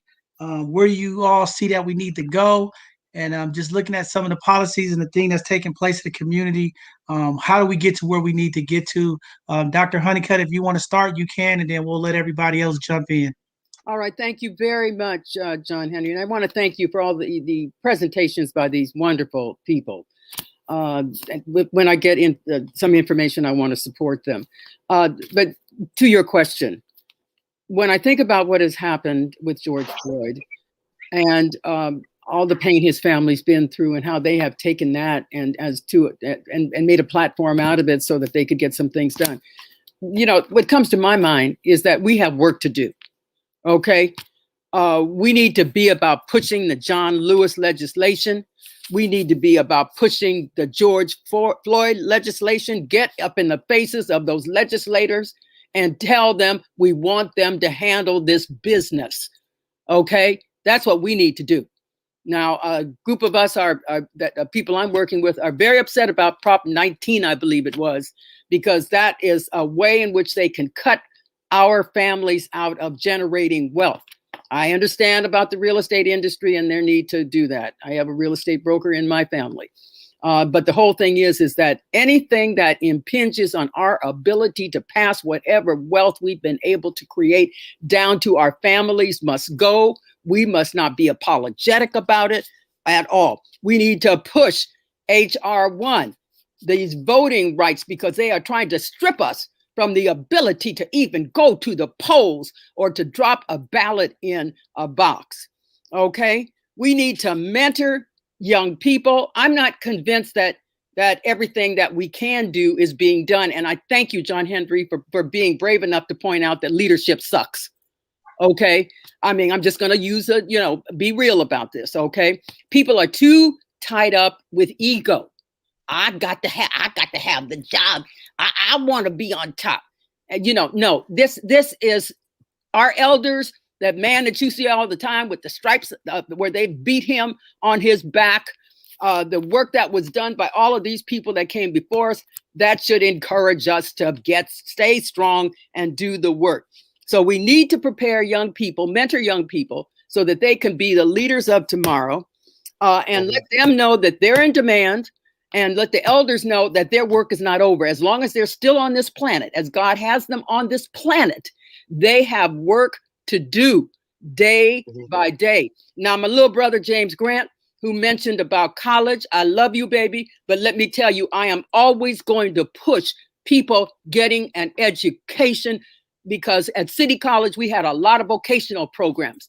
And when I needed a plumber to put in a new toilet in my place, I couldn't find one. One man had the audacity to get up in my blackface and tell me he would charge me $1,100 to change the toilet. I said, I'll change the toilet myself before I pay that.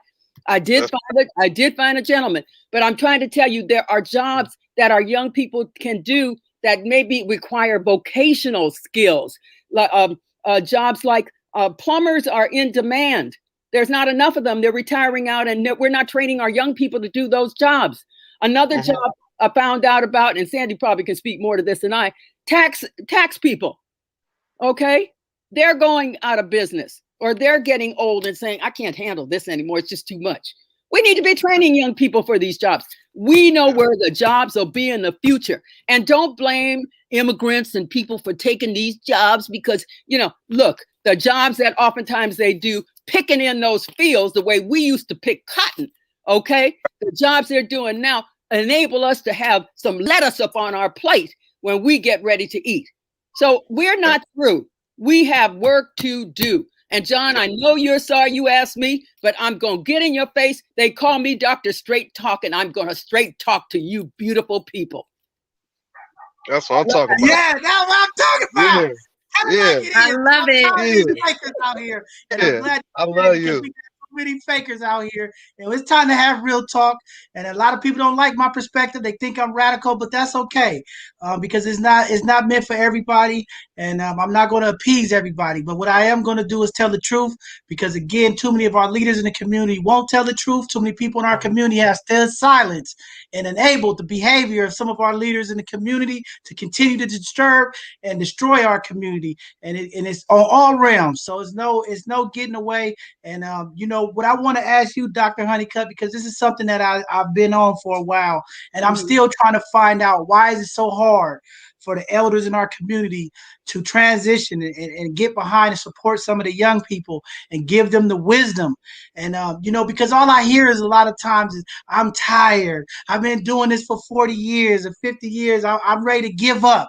But they're not willing to put in the time to make sure that the young people are getting an opportunity to move forward. It's too much fear. Oh, well, who I'm going to give it to? Who's going to be the next one to stand up? I'll be like, when y'all got into it, y'all didn't have all the answers either. But we got to give the wisdom that we do now have and give it to the young people and empower them, because I'm just so frustrated the movement has become watered down. It's become weak.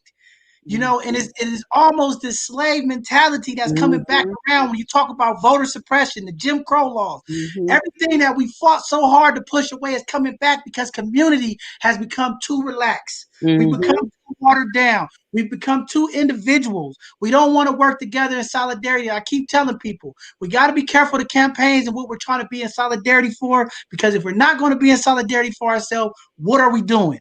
Okay. I am tired of marching and I'm tired of showing up for apologies. We're not going to get that equality. We got to go for the equity. We got to hold people accountable financially so that we get the real change. And it's time for the lawyers of our community and the Black and brown community to get off their high horses and start coming back down to the community and taking that knowledge and taking what our ancestors gave them, not just to sit up on the top of the corporate ladder to look down and say, hey, I'm a lawyer and I'm doing this.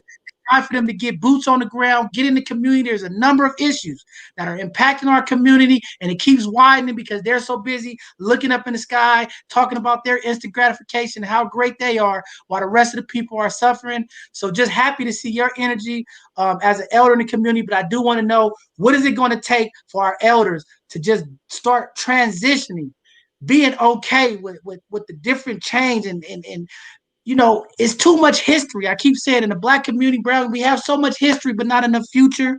Our allies have too much future and not enough history. And we got to bring this together because we stuck in a place that's making us stagnated, and we got to move forward because the fight is not over, and we got to keep marching, and we got to march with our young people because they are the future and they are the change. Okay, so John Henry, here's the thing. Many of these folks, in my age group, okay, many of them are trying to take care of their grandchildren too. Okay, so that's part of it. I mean, we got to be real about that. At the same time, I have 3 mentees, okay, and they're all of different races and everything, and they're gonna take care of business.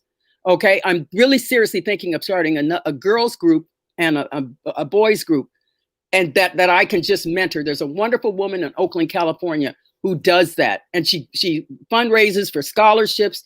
I'm thinking of calling her because my daughter knows her and saying, look, could you want to do an adjunct to your business over here? The other thing, John, I want all of you to be, because I've done community work for years and I've been called every name except my real name. When folks that look like me get angry, and I'm advocating for them, but they get angry because I'm not in step with them. I'm never going to be in step with them because I'm in step with God. It's what he tells me to do. So, John, I want you to not be frustrated. I don't want you to mention the word frustration again. I want you to do this. If you only have 2 or 3 or 4 people who are like mine and want to do something, work with them to get it done. Do you understand me? You don't need 20 people. You need you need God, you need Jesus, you need the Holy Spirit rolling through you, guiding you and leading you, and get 3 or 4 people to do that. Do you understand what I'm saying? Don't be frustrated, baby. Go to God. I hear you. Very powerful, very powerful. I love your energy. Don't tell me our elders don't care about the people, because boy, I'm telling you, Dr. Hunnicutt, you got me excited over here. Our elders still got fire, young people. And let me tell you, John, let me tell you this. Sandy, talking about finances. Yes, ma'am. Incredibly important. Our kids will go out and take $400 and buy some Nike shoes where they could roll up into some place, Ross's or someplace, and go get some $40 or $50 shoes that are just as fly. I don't even know if they use that word anymore. That came from probably my generation. We're good. We're good. The money. Listen to Sandy, and as she tells them where to put the money. That's James Grant, who probably is sick and tired of a skillet, a pan, or anything else, was determined and decided he was going to cook some food until he was sick of cooking food. Do you understand me? I mean, our people are so good about, I'm tired, I'm sick and tired of being tired. Well, you know what? Why don't you take and work? My grandmother told me, first of all, she told me, you will have to work hard until the day you die. I said, yes, grandmama. And I went on out there and I worked 2 jobs for 25 years. Okay. And I told you about working on the other ones for 45 years. Do you understand me? Do not be frustrated, brother man. John Henry, it's not about frustration. It is about working with people of like mind. Amen. Amen. That's why we having these racism and supremacy.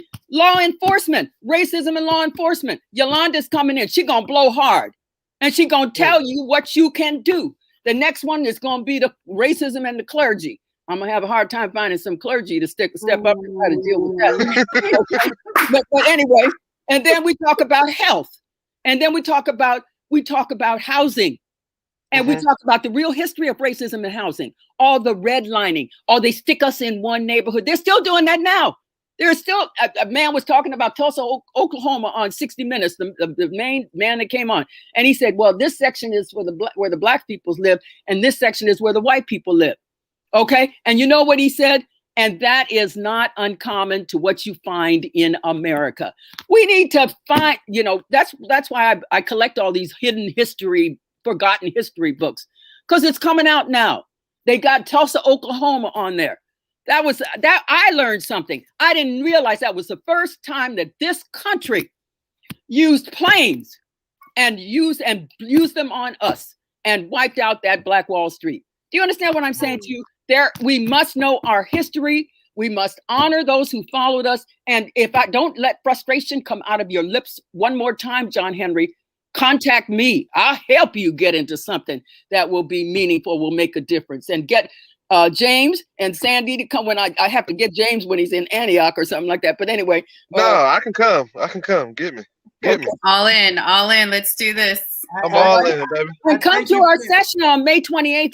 Listen to Yolanda talk about racism in law enforcement. Yeah, Timmy, because the police are a problem with our folks, and they need retraining, but they need more of those, like we have in San Francisco, that community street team. The community officers, we need the community officers used to be in the streets all the time. Bring them back. You know what's so crazy? You mentioned something earlier. You said people don't know how to deal with the police, and so they escalate a situation because they're not using their brain. So it's like, why get funky with an officer who has the right to take your life, who probably wants to anyway? That's right. Why resist? Why not play it smart? Now, James, let me tell you this. I have been jumped by the police. I made the mistake of driving the car to Market Street, dropping off my friend who happened to be the head of the Council of Churches. Okay. And as I turned the corner, the policeman stopped me. You know what he told me? This was years ago, and I was wearing braids and young and, the whole bit.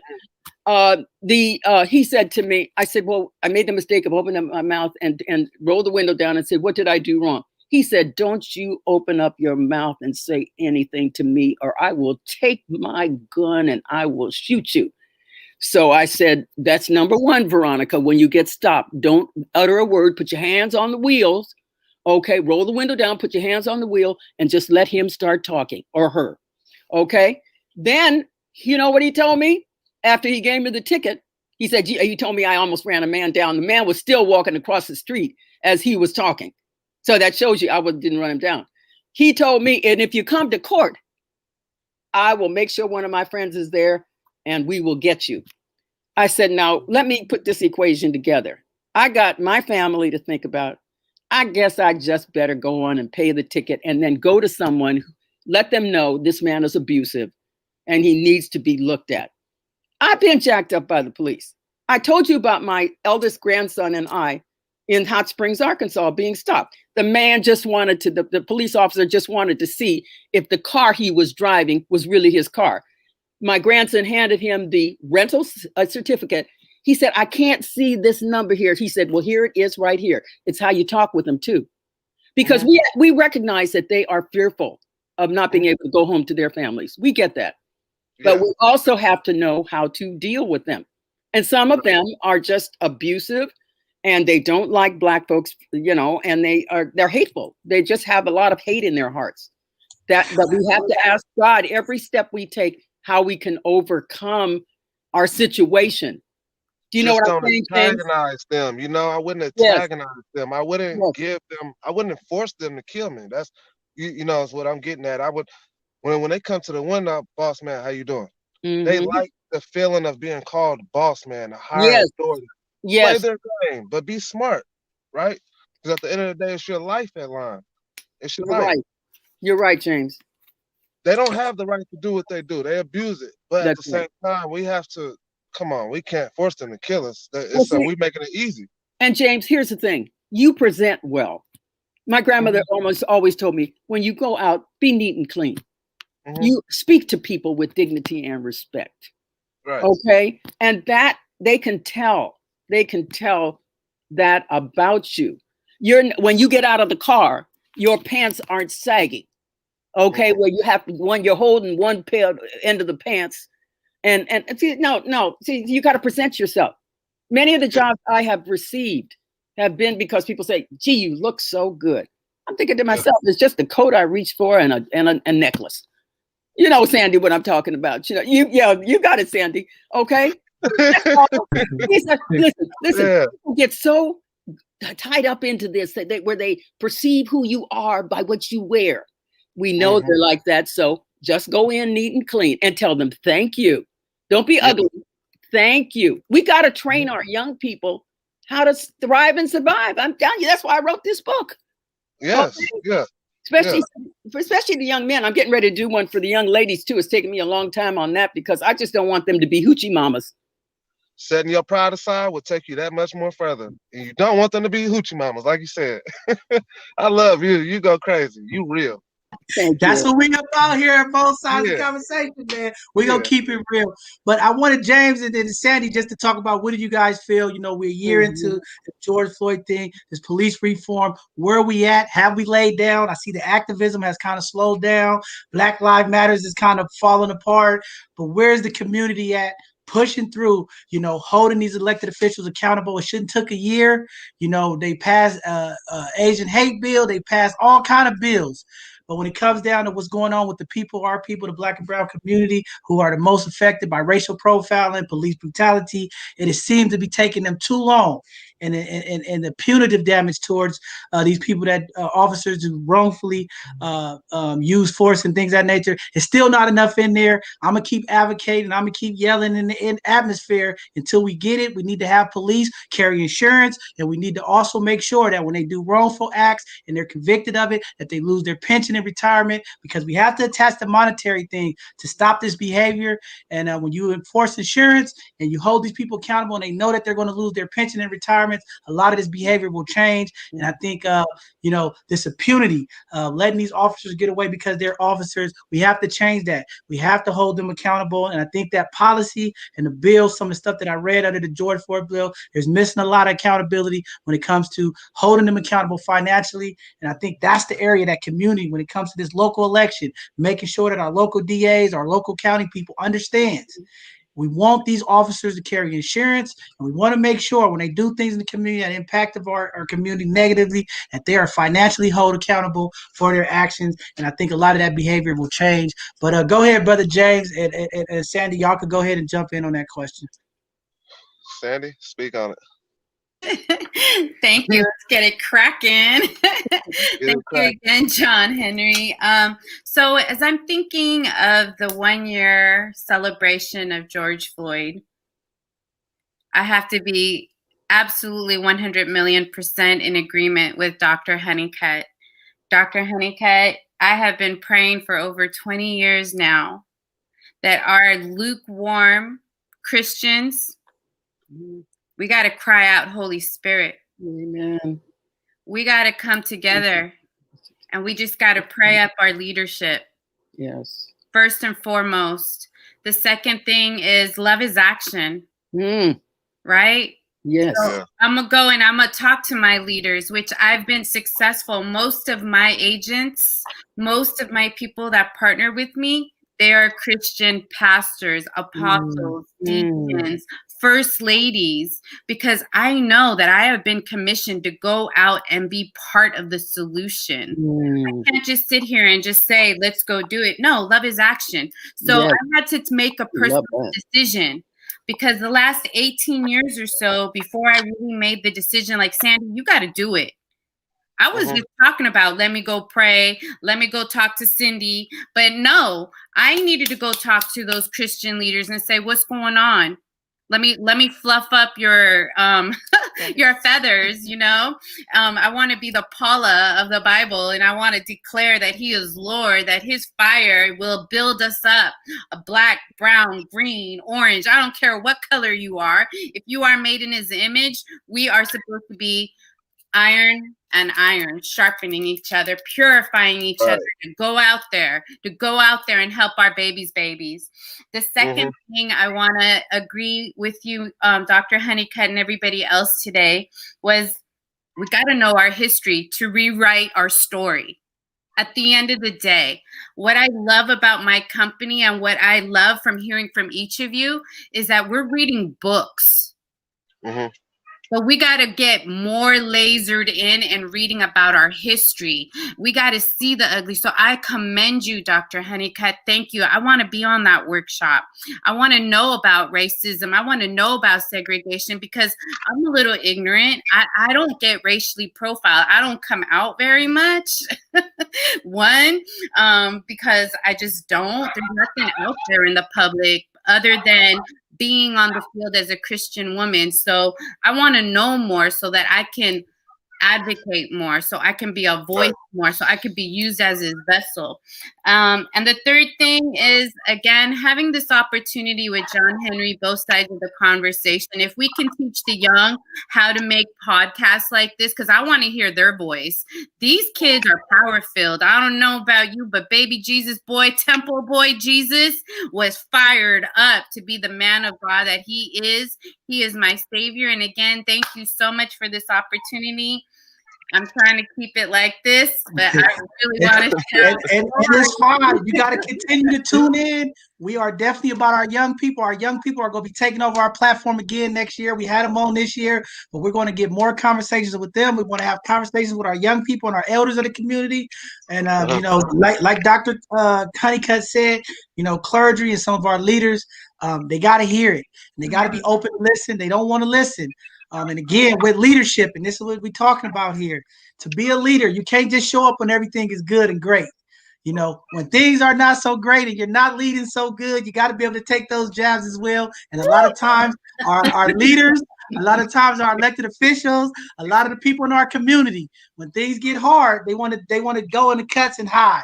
And you got to stand forward and you got to take the bad with the good. But the best thing to do is stay open, be willing to make change, be willing to listen to the young and push this thing forward. Brother James, go ahead. I know I cut you off. Go ahead and say your piece about this.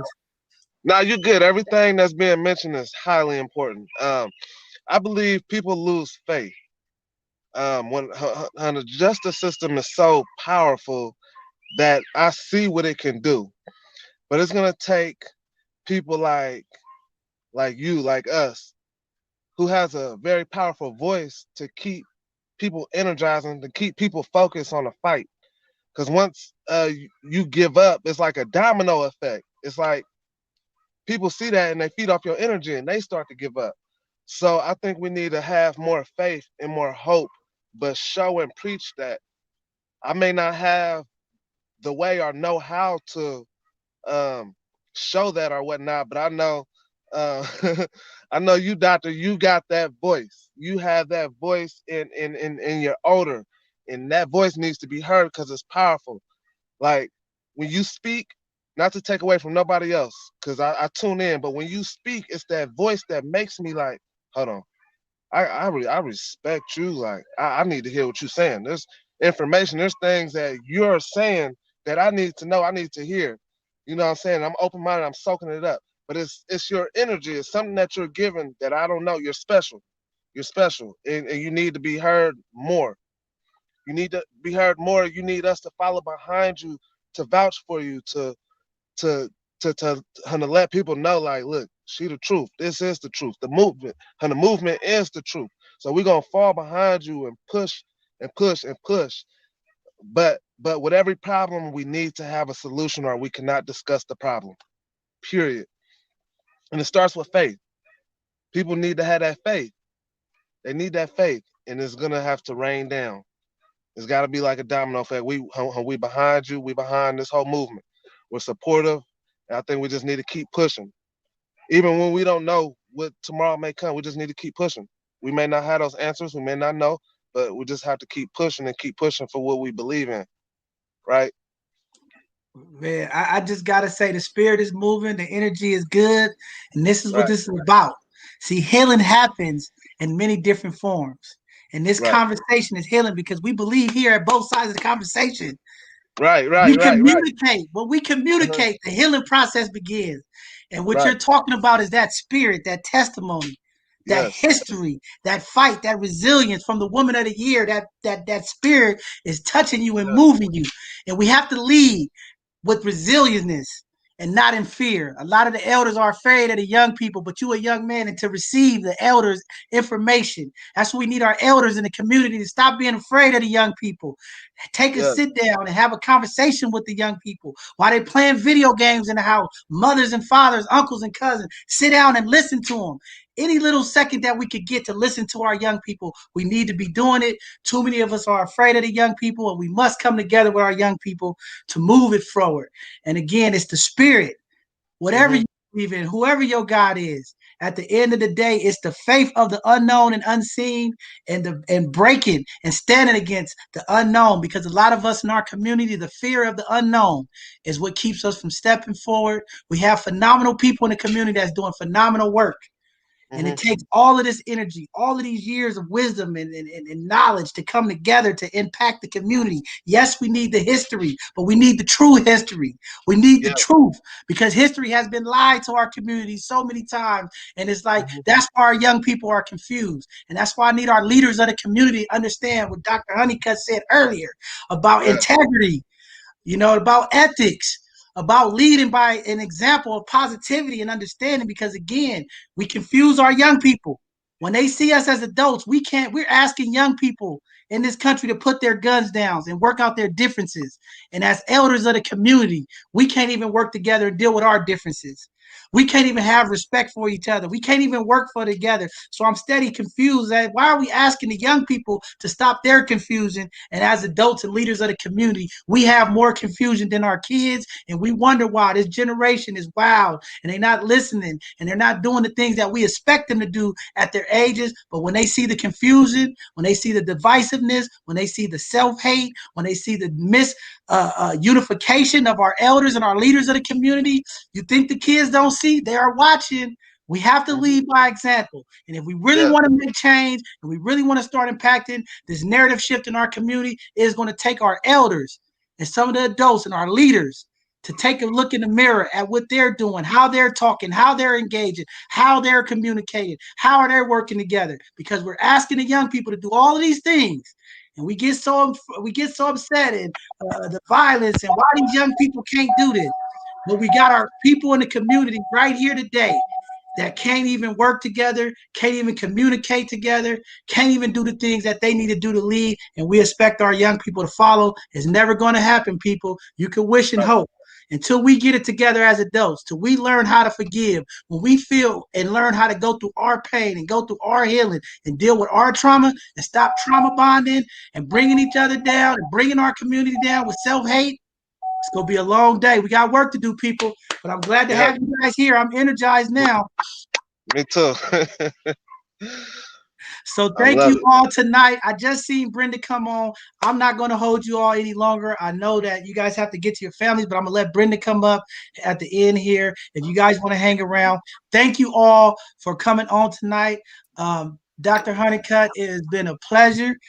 Even with this second shot of vaccination, I'm over here sweating and I'm feeling down. Sweating Your too. spirit, Oh, goodness. your essence of your energy has moved me and got me moving here in my seat. And I needed to hear that too, James. And I'm glad you said that, because I needed some of that love. I needed some of that fight. I needed some of that Harriet Tubman, because what I felt was a lot of Yeah. Harriet Tubman Yeah. talking Yeah. to the people. I needed that. And we got another Harriet Tubman on this show who fights for our young people and bring them to freedom. And then that message of love and that message of hope is very powerful in your tone and your speeches and your words, and your power and influence on the community is powerful. Thank you for coming on tonight. We will get your Appreciate book. Your book. I know you had your screen off, but Sister Kathy said she's going to get 2 books from you, and we're going to get them to the young people in juvenile. So the message is getting out. This media platform works. And when people say black and brown don't need a media outlet. This thing here, both sides of the conversation work. People change. People are doing things that impact the community from people like you all coming on here, testifying, telling your story, inspiring the youth, giving them hope. And Brother James, you don't even understand it, but you just touched a lot of lives tonight. You gave somebody out there some inspiration. You gave a brother out there that might not think he got it going on, that he got hope that he could do it. He might have wanted to give up, but just hearing you speak tonight, you just gave him another 60 days of hope. And as community, let's get behind these young brothers and push their businesses forward, push their dreams forward. You have the financial resources, the allies out there, the corporations. Get behind these young people, put the money where your mouth is, because you guys have done a lot of talking. And now it's time to put the money behind the action. Like Sandy said, love is action. And to show love, to get love, it's going to take some action. It starts with supporting our young people and blessing their business and doing the things that they're doing. So thank you all for joining tonight. I'm going to go ahead and bring up Miss Brenda, but if you all have to go away, thank you. We appreciate you. We will have this up on our YouTube, and I'll make sure we get the link out to everybody if you want to show this with your friends or our family members. Powerful session. This is why I love this Hidden Gem segment, because this is the segment that I like to talk about. This is where we highlight and uplift people. We hear negativity all week long about what's going on in the black and brown community. That's not good.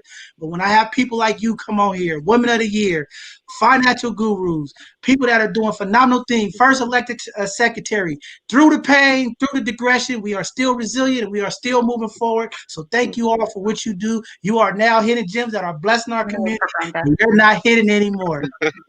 All right. Blessings to you all. Blessings. Love y'all. See y'all Yes, soon. God bless Love y'all you. too. Thank you so much. Take care. God bless you. All right. God bless.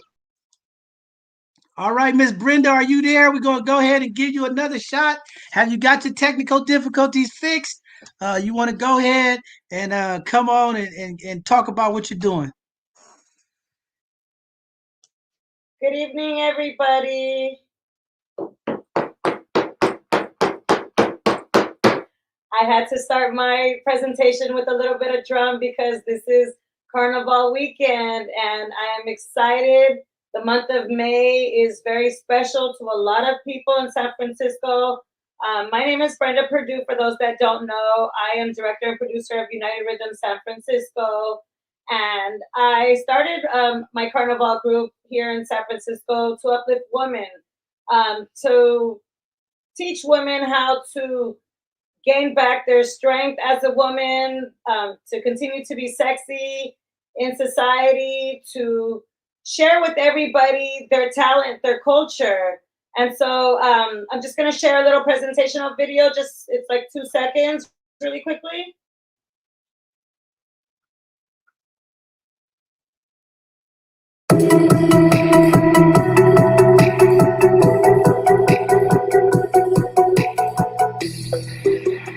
You would give me all your love, then I'd give you all my time. Together we can hold the night. Together we can, let's make the sunshine bash. Let the water splash. It makes me feel so fine. Together we can.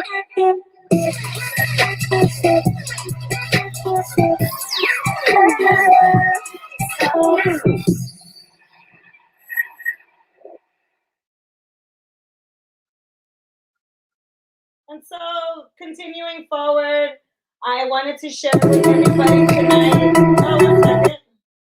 Let me switch to the next slide. Today, I'm just having tech issues. Okay, so I started doing Carnival, just to give a little history of Carnival.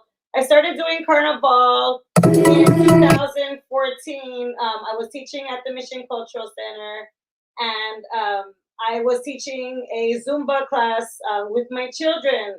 I was on last week or a couple weeks ago and teaching about the power of movement.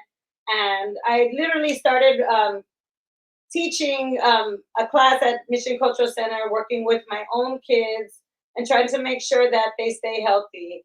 And so as I'm presenting tonight, I wanted to share that United Rhythms is only successful because it's always been a team effort. Many of my friends that I reached out to in the community helped me.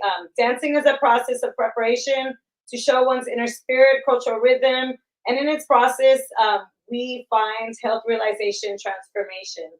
And so when I started my own carnival group in 2016, after choreographing for Mission Cultural Center for 2 years, my first year I paid my friend, his name is Swirl Cervantes from Pasita Eyes, and also Daniel Planko. They created this float for me. They painted this float for me. My friend Matt was also the DJ, and he had like this explosive, what do you call that? It was raining paper, basically. It was like an explosion of beauty during our carnival. It was very exciting. And so I'm grateful for all the attention that my dancers provided to me, and also being involved with the costumes that I displayed every year. I'll never forget each experience that everyone brought and provided to create United Rhythms. United Rhythms features many rhythms of the world so that we can all unite and share each other's cultures. And so my first year, this was us at the parade in 2014 with my sons in the front. It was very exciting for me. And as I keep presenting, I'm actually going to put a little bit of background music that at this time I have actually planned due to the technical issues I was having earlier. And so I wanted to thank my family. I wanted to also thank my sister. She's created many years my costumes, as well as my husband, who also assisted in creating feathers, such as the feather that is in display in my background today. He welded the pieces together. And so my first year at Carnival San Francisco Festival, just like the one that's going to be held this weekend, I danced with my friend Javier Alvarez. This was us in 2014 representing the World Cup. And we represented El Salvador and Panama. And it was a beautiful, beautiful experience. I always want to say thank you to all my choreographers who assisted. Their assistance was remarkable. I'll never forget the support and help that I had from my choreographers. And so this is a couple friends of ours. We also teach Zumba fitness. And so we've performed on stage. Again, this was 2014, my first year. Super exciting. On the side of the left is 2014, and the side of the right is 2017. And going into 2017, this is 2016 with the Mission Cultural Center as well. Not my favorite costume, but I definitely rocked it the best that I could. My sister was my designer many years, as I said. I'm wearing the Carnival shoes tonight from that year. And so moving forward, I would like to share some of the highlights of 2017. We won 2016, we won second place as my first year having my own contingent. And so this was us at the parade. I'm gonna turn that down just a little. This was 2016 still.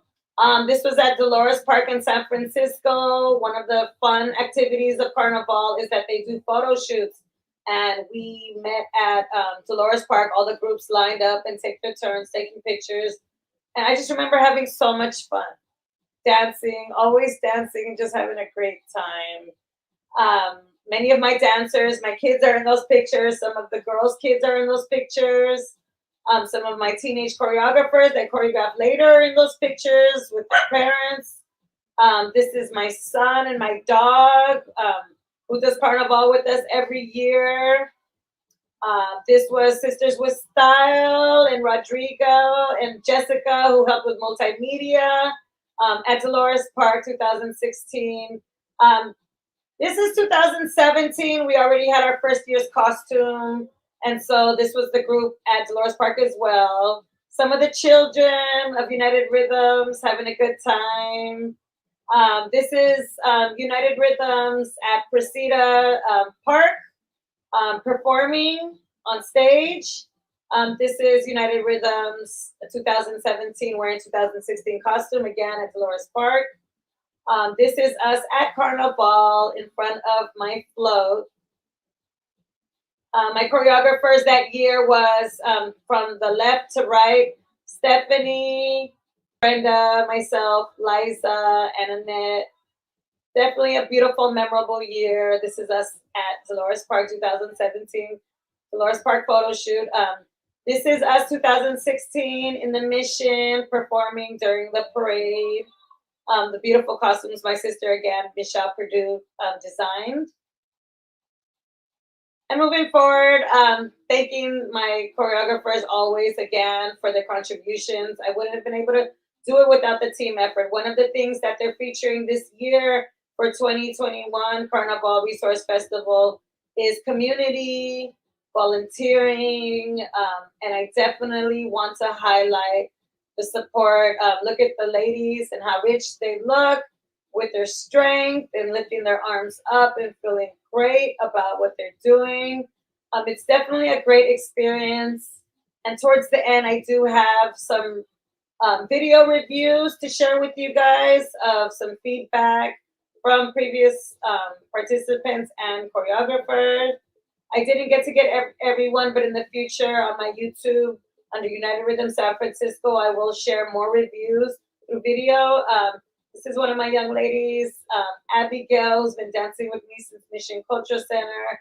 And as always, my youngest son in the back, photo bombing. This is 2016. This is 2017 again with Abigail. This is at Willie Brown, and there was a event where we were supporting Willie Brown. My children went to Willie Brown, and we are in front of the school before a performance that I helped support the kids. I gave them T-shirts, and they volunteered to dance with me as part of representing United Rhythms. And so this was just the day of the event in front with some of the community that are friends with me and also that participated in Carnival. This is my husband, Rico Jamie, who again helps do welding, samba bras, samba costumes, samba feather backpacks, and then you see Swirl in the back, who was the main designer of my float. He contracted, again, Daniel Blanco, who I then directly contracted another year, and he redesigned and highlighted with the colors of 2018. We changed our colors for Carnival. And then you see my son in the background right there. You see the famous Jada Curry with me, with my husband, and two of my dancers, and my son, who is also a choreographer and dancer in the back. So we have a lot of fun, a lot of community. And so moving forward, I would like to share with you my picture of 2016. This was, again, just ending 2016's award through Carnival, winning second place in the category of Contemporary World Fusion. When we started in 2017, that was definitely a challenging year for me. Earlier in the segment, there was a young man that talked about being homeless. Well, that year I lost my home. Living 9 years in Lakeview, my roof came off. My landlord ended up being a slumlord, and we were left homeless to the streets. And although we were homeless at the time, we still created costumes on our own. That year, I was not able to work with my sister, and that was the first time ever that my husband helped design our backpacks. The girls helped out with ideas on how to design our costumes. And I definitely will never forget that year. My performance, I always connected with what I'm doing and what I have going on in my life. And that year, there goes Tiombe. She was the Carnival Queen. And this is us at the Makeup Room performing the following year, 2018, for a fundraiser. This is us in 2017 at Horizons. Again, because of the community partners, I partnered with Community Horizons in Potrero, And so we were working with them and their space for some of our practices that year. Again, this is us in 2017 when we designed our own costumes. This was almost the final product. We're missing our arm and leg pieces that I created at the end after the photo shoot. Left to right is Annette Luckett, Brenda Perdue, and Stephanie Guerrera of Mission Barber. This is us at one of our practices at Navarro's Martial Arts Center. It used to be on Cortland and Mission. Now it's located on Geneva, across the street from Walgreens and Little Caesars. This is Izzy. Izzy choreographed a piece for 2017. It was beautiful. Our children, again, showing their hope, their spirit, their cheer. I couldn't do it without the children. The children are always the ones shining and the ones that I love to highlight. They're our future, and they're the ones that I look towards for happiness, for contentment most, because they're the ones who are sharing their cultures tomorrow, the cultures of their history and their past. This is me with my husband, Rico Jamie, who again has helped me many years for Carnival. And there goes us when I was done with my arm pieces and leg pieces that I talked about prior. Stephanie and Javier, he was one of my other choreographers as well. He lives in the East Bay now, but he's a San Francisco native. And so he wasn't able to make that Flores Park photo shoot, but that was them at Carnival. I go back to that, having a lot of fun. This is us getting ready for Carnival season and practicing with our backpacks on. And so moving forward, 2018, we won a certificate for Spirit. And 2018 was the year that I broke my foot. And although I had a hard time with breaking my foot, I was able to still pulling off putting together our group. I broke my foot May 8th, and Carnival, as you know, is the last weekend every year of May. And I pulled an all-nighter that night, putting the feathers onto the costume that my husband had welded together along with the backpack. We ordered that year, and then we designed further from there. And so it was definitely a beautiful experience. Going down Mission Street is always memorable. We always have fun prior to the parade starting. This is us having a little bit of a photo shoot before we get moving in 2018. And so again, there goes me with my broken foot with all the ladies. We had different kinds of costumes that year. And so I want you to see the different designs, and also the float changed colors with that year, highlighting our purples and our magenta and pink. There goes the youth of 2019, dancing in the street, looking so good.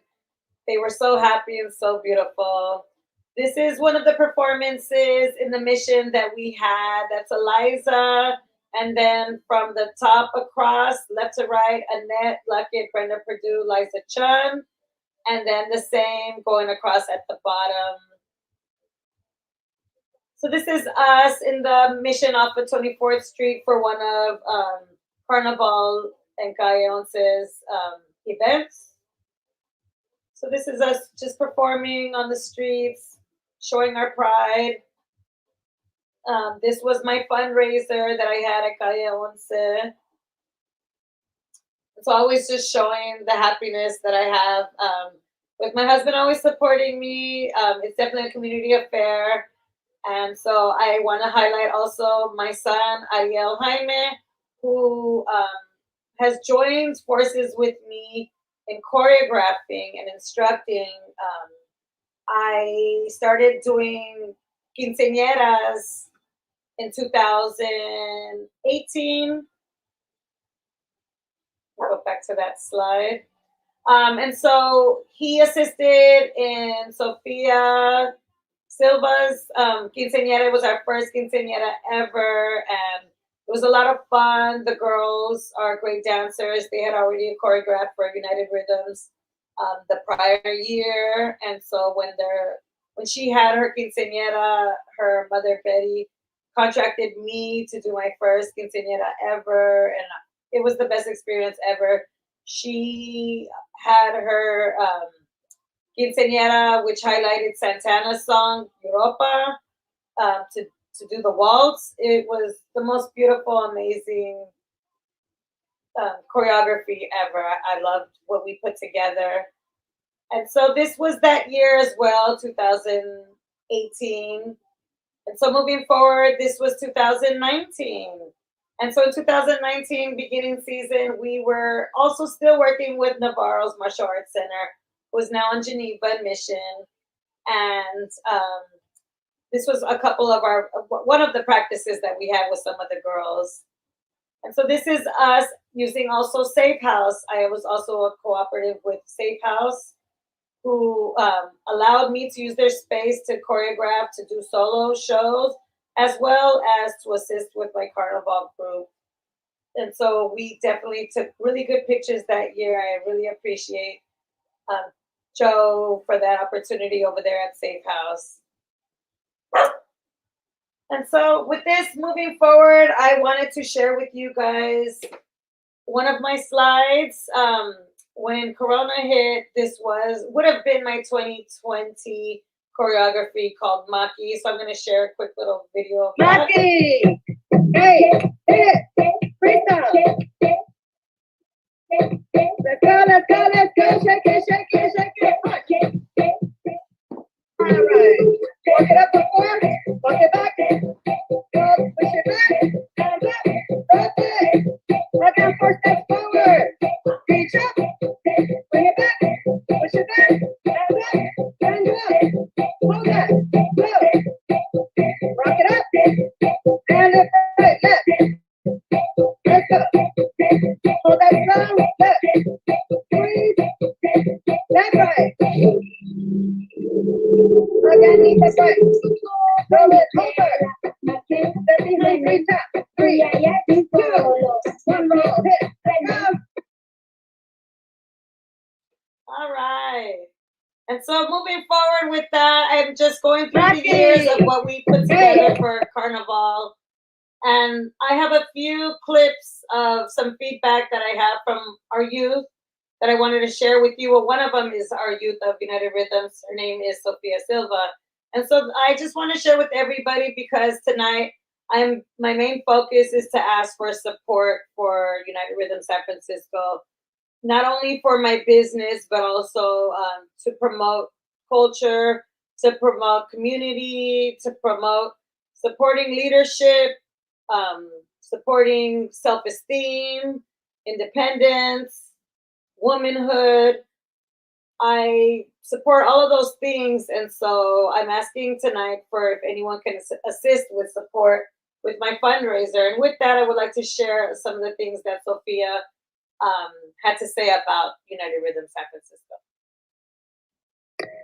And Carnival was just such a great experience. Like everything, like was so memorable.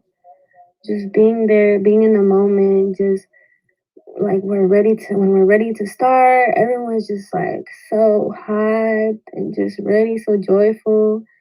And the sun is out, and we're just like, yes, we're ready to dance in front of all these people. And oh my God, just like when we passed by, the judges, like, we're like, okay, we gotta hit this. Like I would get nervous. Like I would get so nervous at that part, like when we're about to pass by the judges. But it was like also like an adrenaline rush. Like it was a good feeling. And it was just so fun. It's like, okay, yeah, we gotta hit this, and we're like, boom, and then we're doing our thing. And yeah, and just like having that experience with my mom and my friends as well, because they also participated in it with me. And yeah, and I did that for like 2 to 3 years. And then Brenda also helped me choreography my quinceañera dances. And I was so grateful for that. And I just loved how she also gave us more freedom. Like I feel like other choreographers wouldn't do this. And like she just let me and my friend choreographer like one of the dances and just like let us do our own thing. And she also let us put our input. So I thought that was like super cool. And she also let us do that with carnival dances too. Like she let us choreograph our own little dance for carnival. So like yeah. So that was great.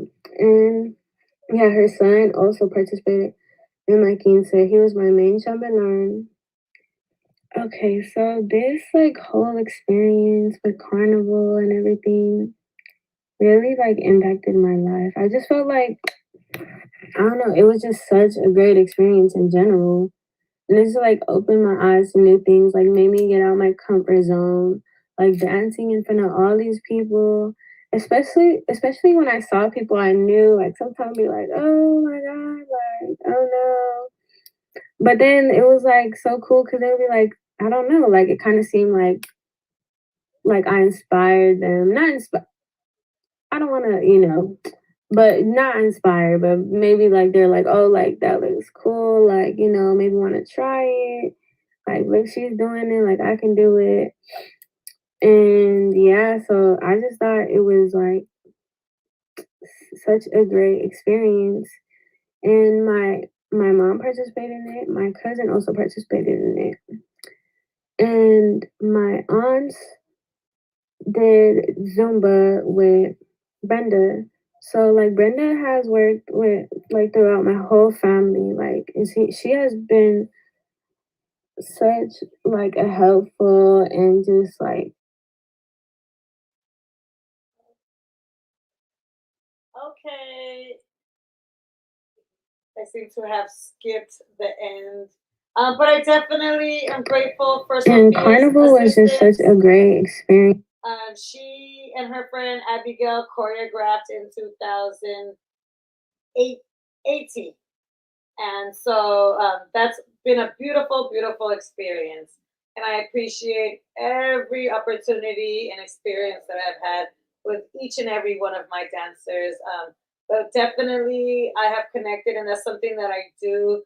Is I connect with families. I like to work with all the generations of family. I believe that Carnival is one of those events, especially that the whole family can get involved and be in some sort of aspect of the group, whether it's security or assisting with water or dancing. Definitely working with the family is something big for me. And I display it in my actions with having my own family involved in assisting with me, walking with me, dancing with me, choreographing, building, making, creating. And so moving forward, I would like to highlight next, Jada Curry, who has shared some insight on her experience with United Rhythms.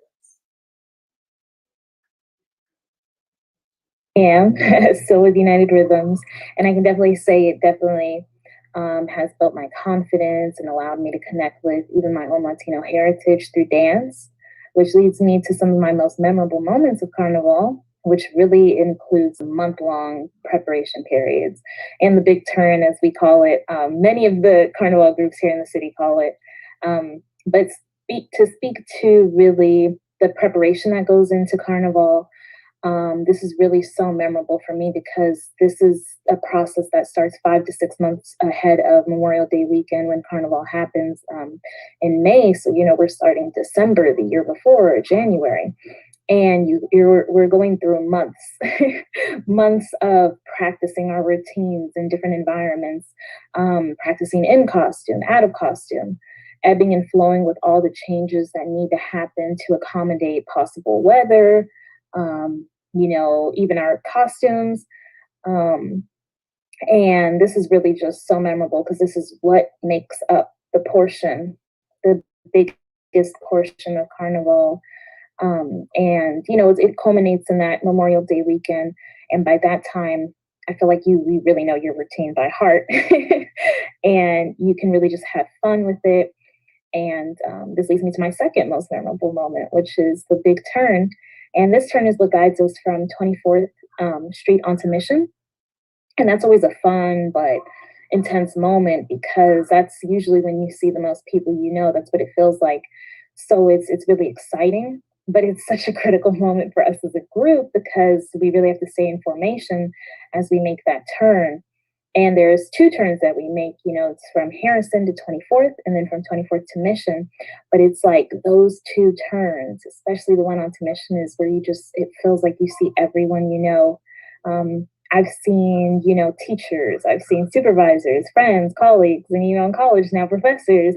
And it's always so funny because they look at you and they recognize you and they're confused at first, but then they're all excited because they're like, oh, hey. So that's always fun. And this leads me to my last point, which is really what I'd like to see for United Rhythms in the future. I would just really like to see it, expanding in the community and having more support to continue the growth as a collective. United Rhythms has been funded and completely driven by Brenda with the help of her family, of course, her amazing sister who designs our beautiful costumes. So as much as, she's given and organized for us as a group and kept this intentional space for woman empowerment, I feel like she deserves to have some of that financial burden and, given more support to continue the outstanding efforts of, I'm talking about health, wellness, woman, and just it's such an amazing space when you can gather and there's so many other women and we're all there, on our own journeys, but we come to this space and we're here to do this one thing together, months at a time. So with that being said, just want to definitely appreciate Brenda, her talent, her drive, and for really ingraining a love of Carnival and friendship in me.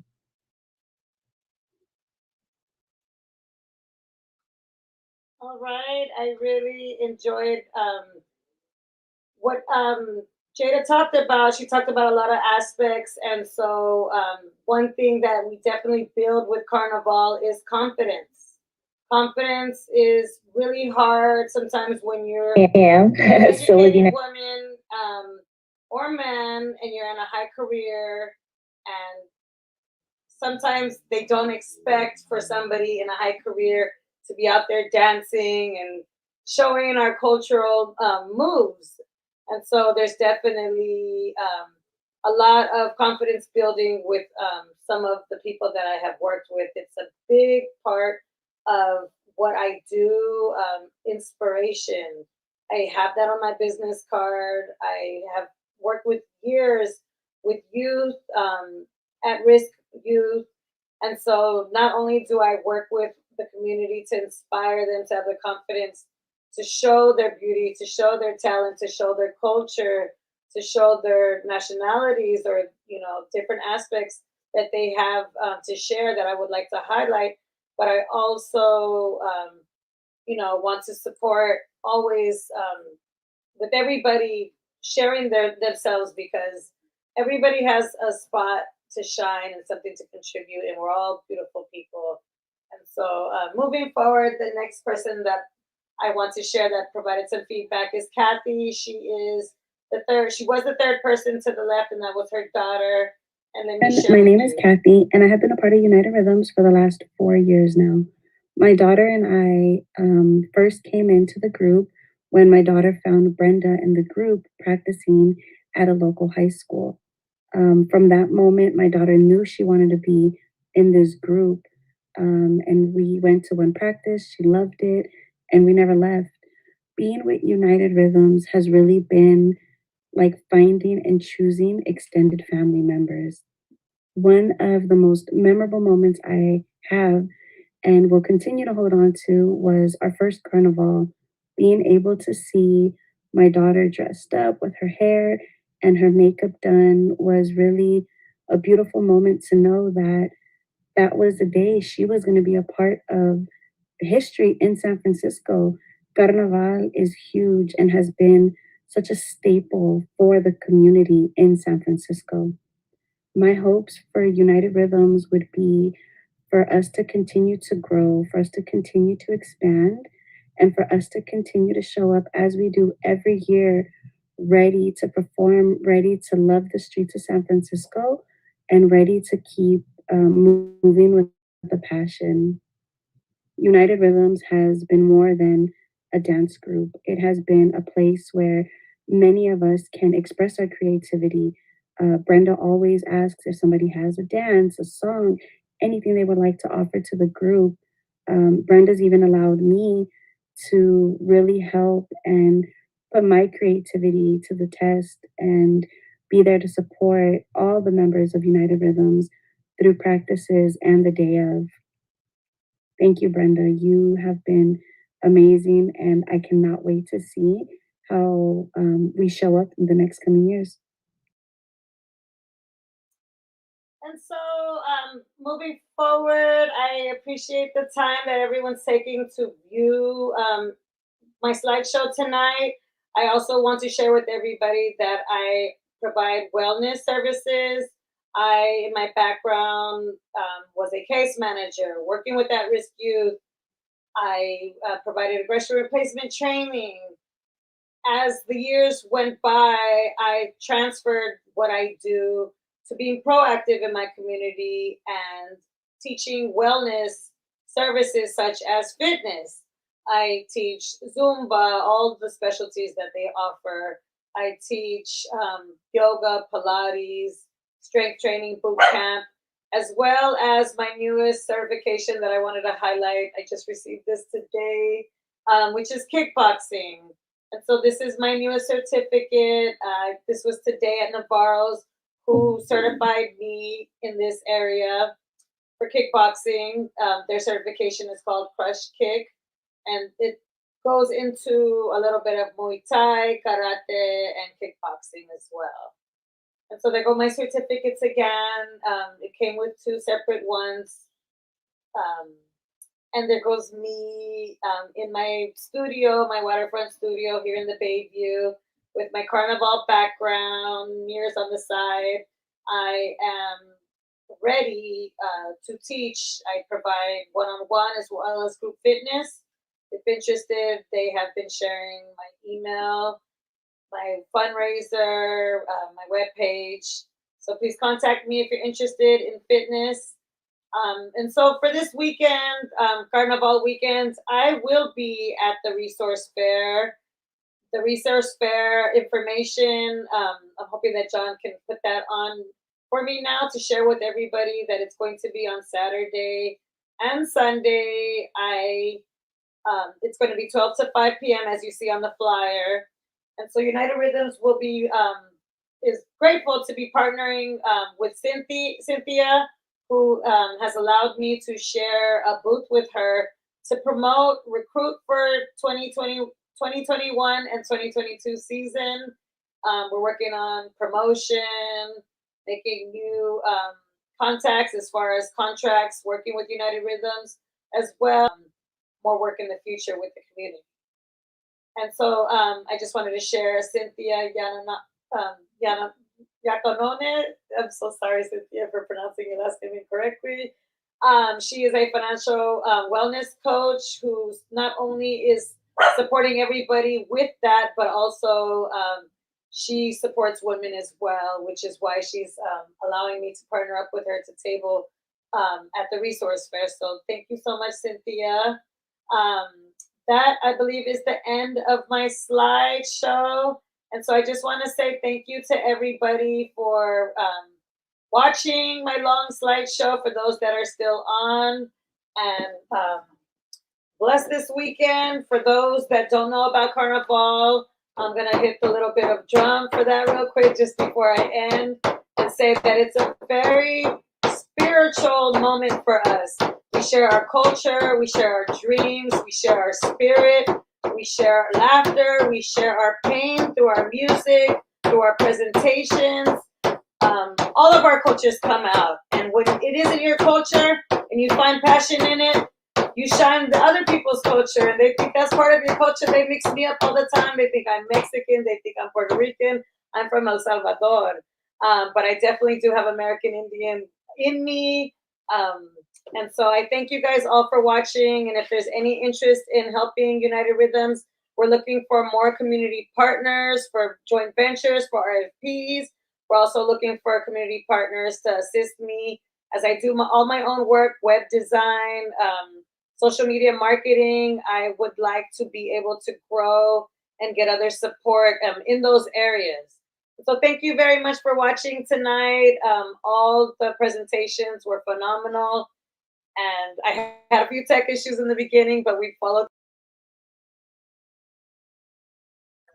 Oh, I think Brenda, we lost Brenda. I'm not sure what happened. Just want to thank everybody. I know tonight was long. Thank everybody for tuning in. Phenomenal show. Just want to give. There go Brenda. I thought we lost you. Something happened. You did. But thank you, Brenda, for uplifting and doing all your things that you do for the young people, the community. We're going to continue to get that information out to the community. I know it's been long. I'm excited about the carnival this weekend. I'm hoping that I run into you all out there while I'm out there. I'm going to definitely do my best to continue to rest. I got people texting me, "What are you still doing? You're supposed to be laying down. You're sick." But I'm going to rest up, make sure that I continue to give myself the medication and fluids to get through this second vaccination shot, as it has impacted me. But I'm looking forward to being out there with you all this weekend and to the community. Looking forward to this Thursday as we close this show out this Thursday. We're going to have a powerful sister come on, Kimberly Arnold. She's going to be talking about community law, a very important conversation that we need to educate ourselves and understand what's going on. So we're looking forward to that. And then this Sunday, we will be out in the community. We will be out the carnival. So I'm giving everybody a heads up. There might be some issues with our technology getting kicked off and kicked on, but we're going to try to do this. We'll definitely have our hosts and other people on trying to continue with the show. The show is about the carnival. We're going to go to different booths, talk to people, what the carnival mean to them. We're going to just have a conversation with the community and show some of the highlights and things that's going on at the carnival. It's going to be a great, phenomenal event. And this is one of the largest events coming out of this COVID. So it's just going to be nice to see people in community getting together. And then this Tuesday, we'll have another segment of Hidden Gems where we'll have some more people in the community that we want to uplift and support in businesses. And that's our goal here. We're going to continue to uplift our community, uplift our Black and brown businesses, continue to unify the community and be intentional with the transparent communication and things that we're trying to do to inform community here at both sides of the conversation. I am inspired tonight by the conversation that took place tonight. I just want to give a huge thank you again to Dr. Hunnicutt, to Sandy, to Liz, to James. This conversation tonight, this Hidden Gem segment show uplifted my spirits, put me in a great space, and I just want to thank community. I hope you all felt what I felt tonight. It was powerful having Brenda here talking about Carnival, getting us ready for this weekend. I am energized. I'm going to do everything that I promised the community to sit my butt down and get well to be out there with the community. Want to say thank you to all of the guests who watched tonight, Cynthia and Sandy, for the things that they're doing to impact our community. What a phenomenal group of ladies. And love Cynthia to death. She is a part of this Both Sides of Conversation family. She is steady, uniting our community, our Black and brown community, bringing awareness and unifying us. And, looking forward to Miss Sandy coming onto our platform, educating the community. I just seen the alert. She signed up. So that is another thing that we're going to be able to just continue to provide our community with a wealth of information and knowledge. And I'm just excited for the things that are coming in play here at Both Sides of the Conversation. Before I leave, I want to give a big shout out to Jada Curry, our director of marketer, who's in school doing phenomenal things for our platform. As you guys seen, she was highlighted here tonight on United in Rhymes. Everybody here on this Both Sides of the Conversation family is about community, doing things to impact the community. So I want to give a huge shout out to Jada and the Both Sides of the Conversation team for all the phenomenal work that they're doing behind the scenes to keep the platform moving. There's a lot of changing parts, a lot of things happening. But these committed people that are here are just phenomenal, and I'm just happy to be a part of such resilience and powerful women and leaders of our community. And we just want to uplift them and keep them in our prayers as well. And to the Floyd family, continue to pray as we continue to go through the process. Another year of George Floyd, another year that we hope we get some things in place so we don't have to experience what took place again. Thank you to all of the people Carnival. We will see y'all this Sunday. Have a blessed evening. Thank you, Brenda. Thank you, Sandy. Thank you, everybody. It's going to be hard to sleep because when you have elders like Dr. Hunnicutt who comes on and keep it real and held people accountable, those are my type of people. She said, I can't be frustrated no more. So I leave the frustration alone and put that energy into moving our community forward. And that means connecting with people like you out there that believe in the people and uplifting our people and unifying our people. I'll see you all this Sunday. Have a great weekend, a weekday for the rest of the week. And we'll be out there at the Carnival this weekend. Have a blessed evening, everyone.